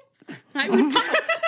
Dave Meltzer would be with us. That would be the one time that Dave Meltzer would be with us because of his Ospreay thing. So he would be like, yeah, no, I think that popped the demo. Everyone else is like, no, it didn't. Everyone else us and Dave locked in. We're like, yes, it popped us. I like that it's like in this theory is that men, they would pop for a friendship story if it's their special little guy. Yeah. I kind of think that's maybe is so, right, yeah. Though. And it's like, what is like our like greatest power and the thing that is most likely to alienate people from us? We'll pop for any friendship story. We could really hate both of you, anyone but FTR. But if you guys are having an interesting friendship story, suddenly we're like, well, I'm listening. I'm locked in.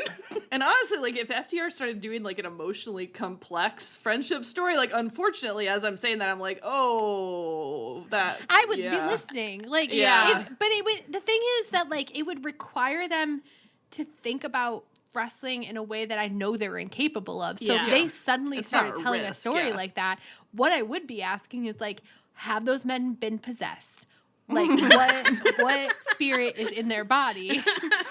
And I'm not asking for it to be exercised. Can we spread it to a couple more bodies? What if it happened on Fright Night Dynamite? It was like suddenly FTR was telling a delicate, emotionally complex story, and like the Elite were like, I love belts. I love belts. I love belts. I love buds, and I love boys.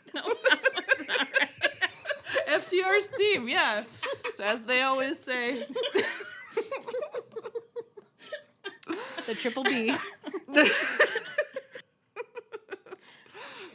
Oh my goodness! Wow, it's really day. I knew that eventually my cough was gonna come back to bite me during this episode. The opposite of like men will pop for friendship if it's their special guy. Like we might pop for a belt storyline if it was our special guy. Yeah, that's true. Yeah. It's like, and I feel like that has happened to us sometimes, is we're like, wow, suddenly I really care a lot about whether my guy gets this belt. And it's like, usually we couldn't give less of a shit. Actually, I was thinking about this today because I was thinking about like whether the Bucks are going to lose the belts to Private Party. And I was like, I felt really stressed. Like, I was like, I want Private Party to have the belts, but I just feel so stressed too. And I was like, you know, the worst thing about a man you love or a woman you love getting a belt is that eventually, like, they won't have that belt, and you have to ask yourself, like, will I still see them on screen? Yeah. At least when someone has a belt, you know you'll see them usually. But I was just like, I hope they get to do something fun after that, because sometimes it just feels like the show forgets that. That's really the worry. Matter. I mean, like, the Bucks didn't defend the belts for, like, a long time, and it was, like, really fucked up. But they wrestled last week, they wrestled this week, and they're going to wrestle next week. And I'm like, This is what happiness is. So it's like, do I want Private Party to have the belts? Kind of. Like, that would be fun. Yeah. But I can't. The Bucks can't just go away forever. No. I need to still see them, and I need something to be happening with them. But I guess we know that we got a ton of Kenny mentions this week. So Kenny is hot on the horizon. That's true. If they lose the belts so that they can go into something with Kenny, that would be really good. Yeah. And I think they kind of have to, probably. So let's get him on Private Party. Okay. Also in Don Callis family news, oh yeah, we learned that Brian Cage did just join the faction. He hasn't been in that faction. I was super wrong last week. Yeah. Was that Mark Gallup who was like, guys, Brian Cage he was not there the whole time. I was like, oh, I could have sworn that he was. Yeah. I was like, the thing about Brian Cage, he's my beloved son and I'll die for him. Of course. You could tell me he's in any faction and I would believe you. Like, if somebody was like, oh yeah, Brian Cage has been in the conglomeration all along, I'd be like, oh, probably. Yeah, standing in the back, probably, yeah. And it's true that it's partly because, like, I don't really like his big muscles, so I kind of blur him, you know, if I'm not, like, thinking about how he's my beloved son who I love, like, I'm like, my eyes are slightly averted from his muscles. Like, that's not right. I can't be seeing that. It is very funny to be like, he was there. It's very funny to be like, I love Brian Cage, but not his muscles, because, like, Brian Cage is muscles. Like, there's not a lot else to him, but that's so true, Ian. But somehow I'm managing it. You know? I mean, I'm right there with you. Yeah. It's like, I love the concept of Brian Cage. Sometimes I don't love the reality of Brian Cage. We don't talk about flying into his mouth very much anymore, you know? No. But I think about it quite a bit, actually. That happiness lies in Brian Cage's mouth, at the bottom of the well, through the other side of reality. Oh, down there we laugh. We all laugh down here. Wow, another passion resurfaces. And then Ricochet and Takeshita continue to feud. Ricochet showed up on the indies to attack Takeshita, or he had an indie booking, and I don't remember. But it's something. And he had a backstage interview with Renee, and he is going to fight someone on Rampage. Wow, tonight. He's probably fighting them as we speak, actually. And then MVP tried to recruit him. And he said they had beef in the past, but we don't know about that because we never went to WWE, so, you know, tabula rasa, baby. It has to be a commentary that MVP is only recruiting black wrestlers. It's so funny. I keep thinking about it, but then it doesn't. I just haven't seen anyone talking about it. So then I keep second guessing myself. Like, well, I guess maybe not. But like it because of the Triple H stuff coming up recently, and I mean it's like just coming up even more recently. It has to be a commentary. It has to be a commentary. But it's great. I feel like Tony is, like, really on a tear of, like hiring a bunch of black wrestlers and, like, featuring them a lot in a way that's, like, a flattering contrast to WWE. Like, I think he's making it clear that AEW is, like, the place for, like, black wrestlers don't have to, you know, have fried chicken ads displayed during their matches or whatever's going on over there. What is happening over there? Bad situation. But but it is interesting to watch MVP do that, but not have anyone on screen point it out, and no one does mention it in the discourse, but it is like, that is happening, though. It is happening. It's cool. I think it's cool. I like it, yeah. I think I'm just like, is that, I guess I don't know if it'll ever come up in Universe or not, but I like everyone that he's recruiting, so keep at it. Yeah. Okay, Patriarchy showed up on Dynamite. They chased Kip Sabian. Kip Sabian was creeping around the parking lot. Absolutely crazy. They chased him into the ring. Then Hook came into the ring. And then the series of things that happens here is so bizarre. So I will just read it, okay? Because as I went through it, recalling it, I was like, what the fuck? Kip, they're all fighting. Kip low blows Hook. He's on his knees looking up at Christian. He has this new little sweet little haircut that he has kind of in a half pullback. He looks like a gay mage. And he's in like this tight little jeans outfit and he's looking up at Christian like, do you like it, Daddy? And Christian said, look at me. I know why you've been doing what you've been doing. I know why you took my pen. I know why you tried to interfere. I'll deal with you later. Get in that corner right now and mind your business. We're in a sex dungeon. This is a BDSM sex dungeon, 1000%. And Kip Sabian gets off on being negged. Get in the corner and mind your business. A bread room of Oh my pain God. thing. And Christian said it like so commandingly. I was like, oh, like I'm Totally listening, but I don't know if I should be. I know. Like that whole segment had me so horny and so confused at the same time. I don't understand a single thing that happened, but I'm entranced by all of it.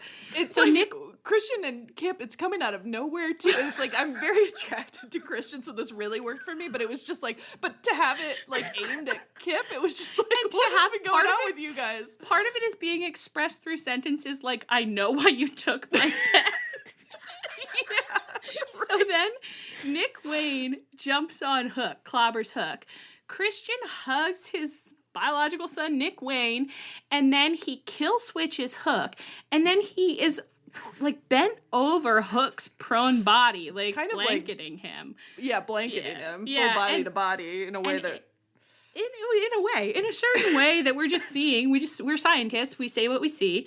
And then he says in Hook's ear, listen to me, Tyler. Listen to me, Tyler.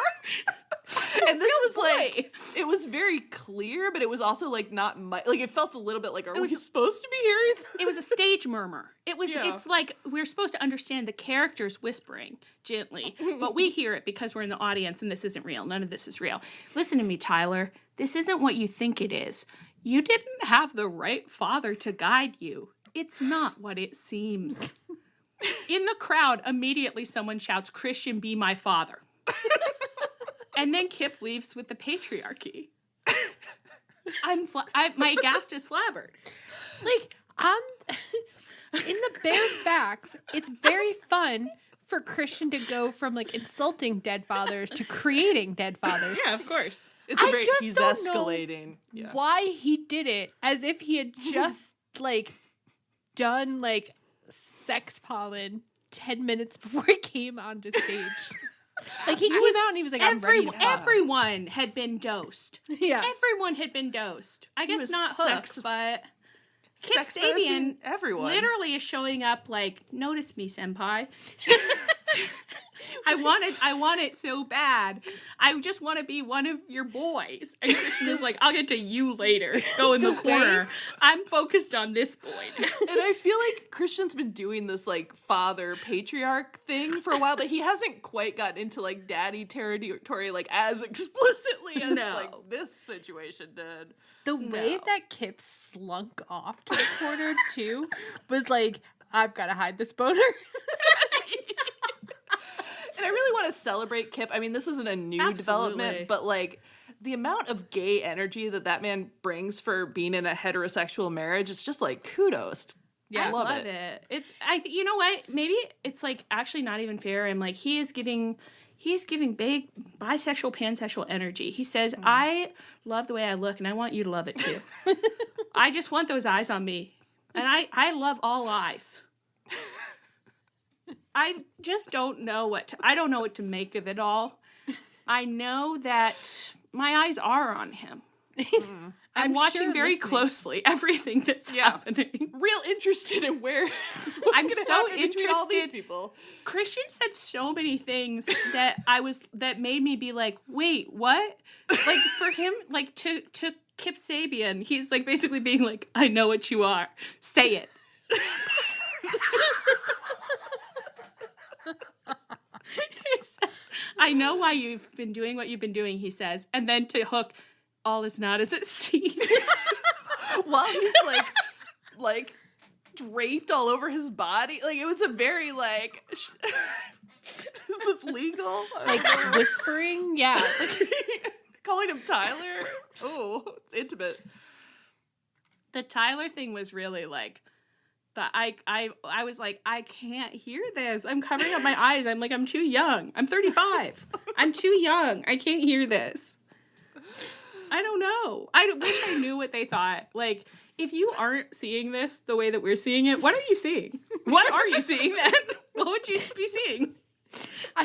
We've talked about it before, but like we've got to find like a straight wrestling fan and strap him into like a Clockwork Orange chair and be like, okay, you just watched this segment and you heard the way Christian whispered Tyler. Now tell me, like, how would you summarize what you just saw? We can't lead the witness. We can't lead the witness at all. We need a pure, a sterile environment, and then we have to we have to have Siri ask our questions. Right. Like, yeah. it's Oh my like god, they Shabata's translating app. Oh my god, yes. Shibata comes in with the translating app and says, "Summarize what you just saw." What do you think were the motivations of each man? What do you think Christian is going to do to Kip later? And it's like, I know he's not gonna let him jerk off. I know that Kip, there is no... Not until Christian says he can, anyway. And I don't think he's gonna say that for months, maybe years. No, Kip, say goodbye to the joy of release, because you won't be getting it. It's like whatever they're gonna get up to in Christian's Red Room is like there are people on this earth that wouldn't even know to categorize what they're doing as sex. Like, that's how weird it is. Like, they're like, I don't know what you're doing. Oh my god. I mean, yes, absolutely. It defies definition.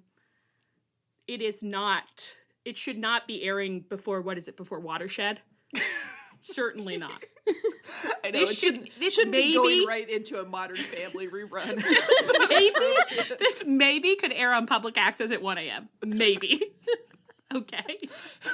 This should be password protected. Anyway, I don't know. Anyway, moving on. We still don't understand. No, we understand it. Okay, look, Hangman had an in-ring promo. He said, "I've murdered every man in the BBG, Bang Bang Gang. Last week I took Jay White's head off, and before that I nearly took Juice Robinson's life. And a few weeks ago, I knocked out Austin Gunn so bad that I still doubt he remembers his own brother's name." That's not the same. That's not the same. Wasn't Hangman the one who said the unthinkable happened to Dante? Also, he understands the bond between brothers. It is so clear that this is a man who associates closely with the Young Bucks, because anytime he's discussing brothers on screen, his energy is like, I know that this is the most sacred bond that two men can have. If two men are brothers, I understand that a brother is more dear to you than your own self, and I will be reflecting that in this moment. and then go. It also desperately made me want someone to have said that to the Young Bucks, because I really do feel like if someone said, "I'm going to hit you so hard you don't remember your brother's name," to that, I do think it would turn into they would go from escalation. Like goofy buffoons to like deadly serious. That's like, not death funny. Match. That isn't funny. It's not. That's not. So then Colton Gunn, he was incensed because at AEW we respect brothers, and this was disrespectful to brothers. So he ran on out and he attacked Hangman, and Hangman, Juice and Jay came out, and everyone's getting attacked, and Hangman limps on out with Jay White yelling at him about how he has won.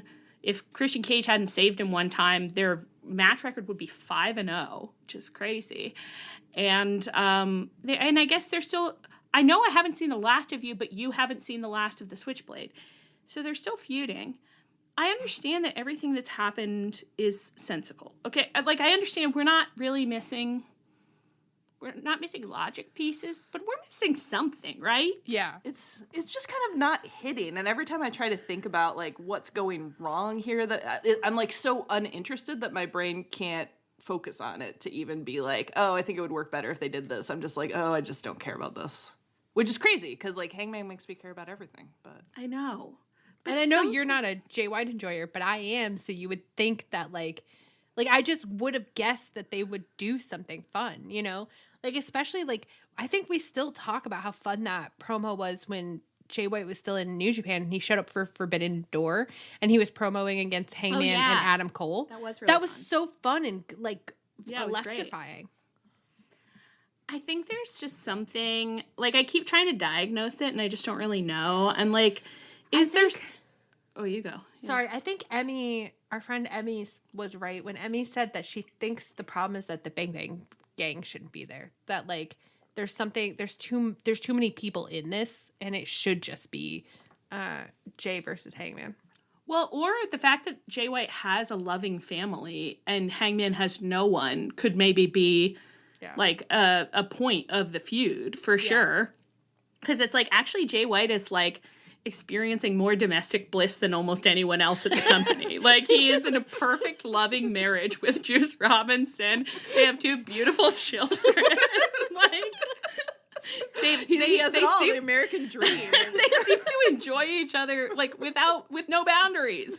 They're happy with everything that's happening to them as long as it's happening to all of them together.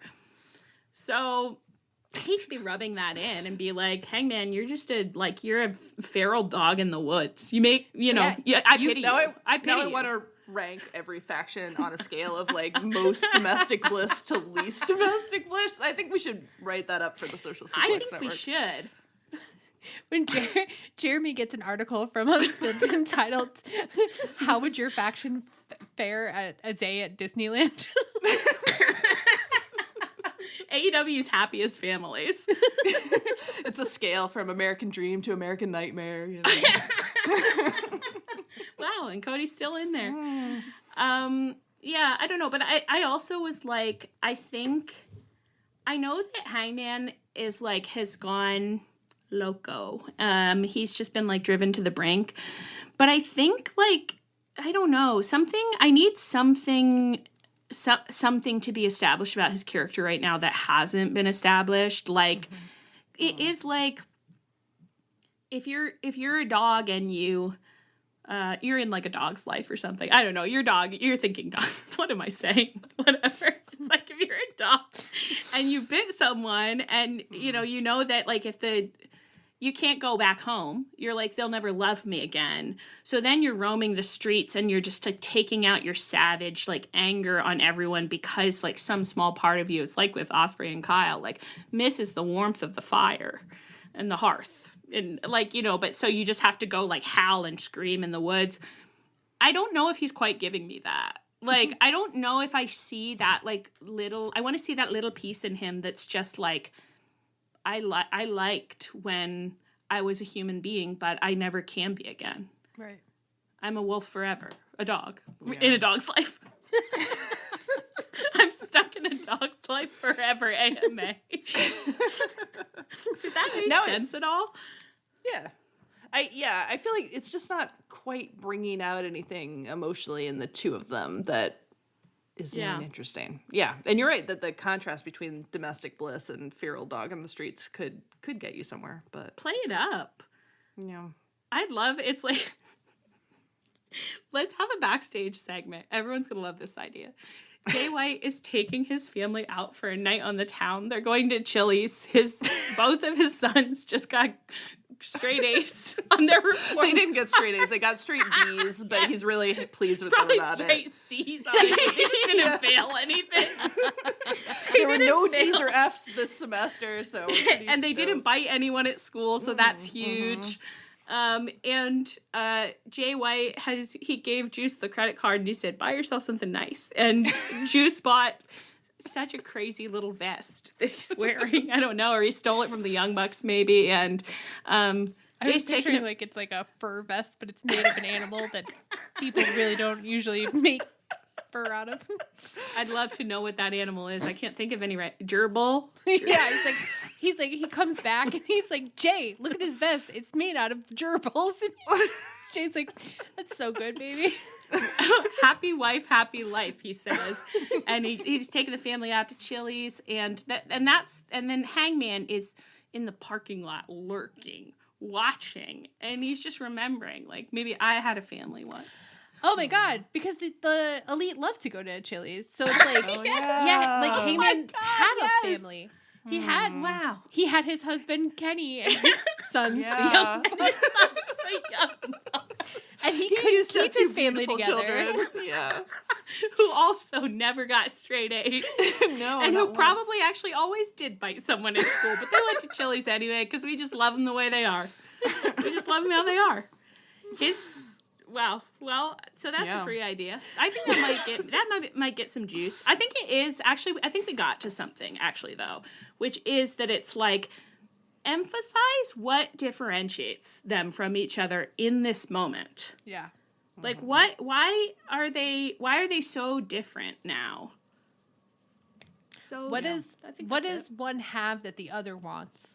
And like why are they fighting for it? You know, why is it important to either of them? Why is if Chili's Hangman important? pivoted for having he has all this rage and now he's just taking it out on people who seem happy because he's so unhappy himself, like whew, that's I'd not like that. nothing. That's not nothing to be like the only thing that I know to want now is for everyone to feel the rage and misery that I feel. Right. He just wants to destroy happy families, you know. If we had 6 months of destruction of the happy domestic bliss of the factions of AEW, it's a yes from me. Yeah. I'm loving it. Da da da da da. I'm loving it. Okay, I don't think there's really anything else that we have to discuss. I think that's probably it, except that FTR suck ass. That's it. FTR have paired themselves with the Outrunners for no reason. I understand. Listening to our podcast and being like, they made it the whole way through without saying anything mean. Well, they did say one mean thing earlier. Yeah, don't worry. We actually already said something mean. But that was almost nice because you guys both said that you thought that you would be able to give them a chance under the right circumstances. I'm really mad. I'm mad at them. I hate when I see these men. To be clear, I was saying, like, if FTR learned to fly, then yeah, I would believe that they could fly. But like, of course, I think that they could them fly. Yeah.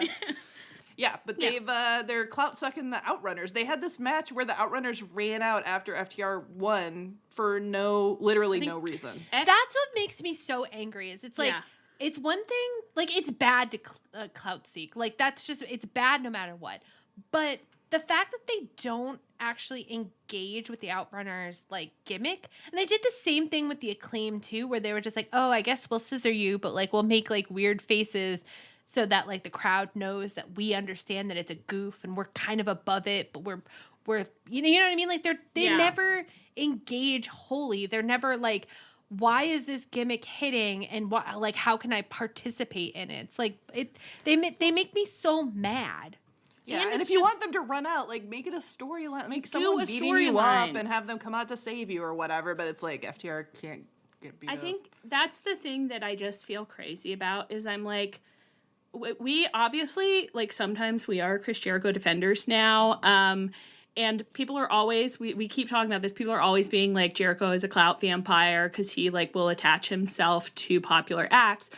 And I think I would have some arguments about that in some cases. But, like, even if you set aside those arguments, it's like, at the very least, if Jericho is associating himself with a popular act, he will do a storyline. He will do a storyline where he's like, I now have a gimmick that is tied to something that's going on with you.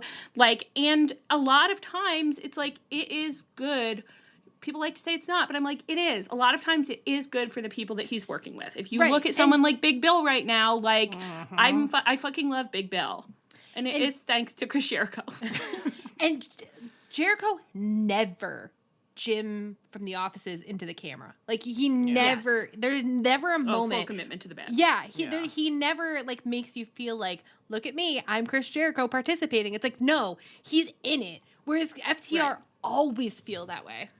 They don't do storylines with, like, these people that they want to clout vampire. they just are like, oh, we'll be on stage with you and you can do FTR. You'll be kind of in FTR universe. And it's like, well, create a shared universe. Like, play in the space. Like, do something interesting. Give me something that would make me, like, interested in seeing you do stuff. It makes me angry that they never do it because I'm like, the bar is so low. You guys hear the things that we praise on this show. The bar is so fucking Our standards low. are not high. Yeah. No one could say they are. Like, just, it makes me so fucking angry, actually. So that's it. We have to go back to using our invented term instead of the IWC's term of clout vampire. You invented shine miner, which is shine miner. Oh, that was so fun. Yeah. Oh, I couldn't think of it. Yeah, shine miner. Shine mining. Anyway, Jericho, I think, kissed Big Bill on his little forehead this week. So sweet. They were very sweet together. Big Bill carrying up that ladder. I love him. It's beautiful when you see Chris Jericho so happy with his younger, taller wife, Jake Hager, sad somewhere. My God, it is really classic,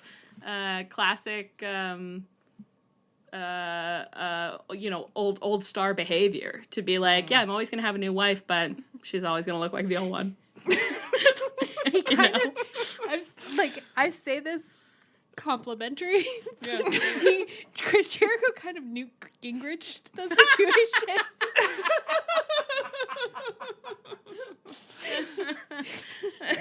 Wow. Oh my God. Anyway, I think that's got to be it. Is that it? Was there anything you want to talk about that we didn't get into? R.I.P. Chuck Taylor. Yeah, we gotta get the fuck out of here. But please come back. You don't have to be dead forever. You can come back for sure. Because they didn't clamp the ankle. That's right. If they had destroyed spines heal. You can get a little neck surgery. Spines heal. Ankles come and go, but spines are forever. And everyone is always saying that. And if he has to, maybe Chuck can talk to Adam Cole about the dead people's bones he put in his ankle. Yeah. Maybe Adam Cole has some spare bones lying around. That's not nothing. They can have a little dead ankle club and hang out. What if OC's next storyline was that he's on one of these classic, MJF style quests, but his quest is he's just going around to everybody being like, I gotta get some bones for Chuck. Chuck is really damaged. I can't do this anymore, guys. I need my best friend back. I need my roommate, my friend of 20 years back. Do you have any spare bones? And or do you have just a line on where I can get some? And people are being like, okay, if you fight so-and-so, I'll give you some information about where the bones are.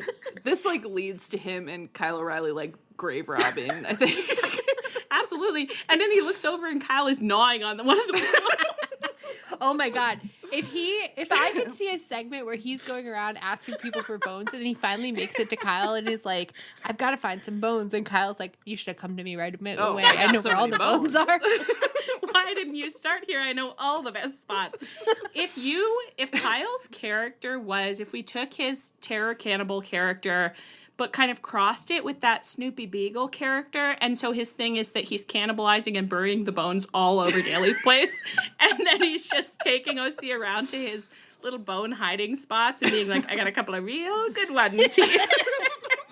And OC keeps being like, this is a femur. That does not help me. I am going to need, as I said, an ankle bone. I'm going to need a tibia or something. There's so many bones in the ankle, too, I think. Yeah, there's quite a few, yeah. I mean, that's a quest, yeah. And Kyle's racking his brain. He's got a lot of little spots where he puts these bones. He's never looked more excited. His coat looks glossy. He's a dog. His coat looks glossy. I was picturing a gerbil skin coat, but no. He's completely covered in fur at this point. In my mind, actually, he's got a long, glossy coat, and he's panting, and his ears are up, and he's like, oh my God, you're so right. We've got to go find some more bones. How many do you need more? How many more do you need? 100 more bones in the ankle? Let's go. Look, I got a couple more spots. We can check. Book it. Okay, but now that's it, right? Now we're done. We gotta be done. On that note, I've been Allie. I've been in. I've been Leanna. I like that. We're like, we've got to be done. We can't hit 2 hours. Get the fuck out of here. This was Tunnel Talk. Our theme is by Chris Corkin. You can find us on Twitter, Tumblr, Tunnel Talk Pod, via email, tunneltalkpod@gmail.com. We have merch now. You can find it at chop-tees.com. You can find us on the Social Suplex Network feed, along with a lot of other great podcasts. You can find us on the Social Suplex Network Discord, where we're hanging out and cornholing on the reg. Please rate, review, and subscribe to us wherever you get your podcasts. Stay frosty, my God. And as always, please come back next week.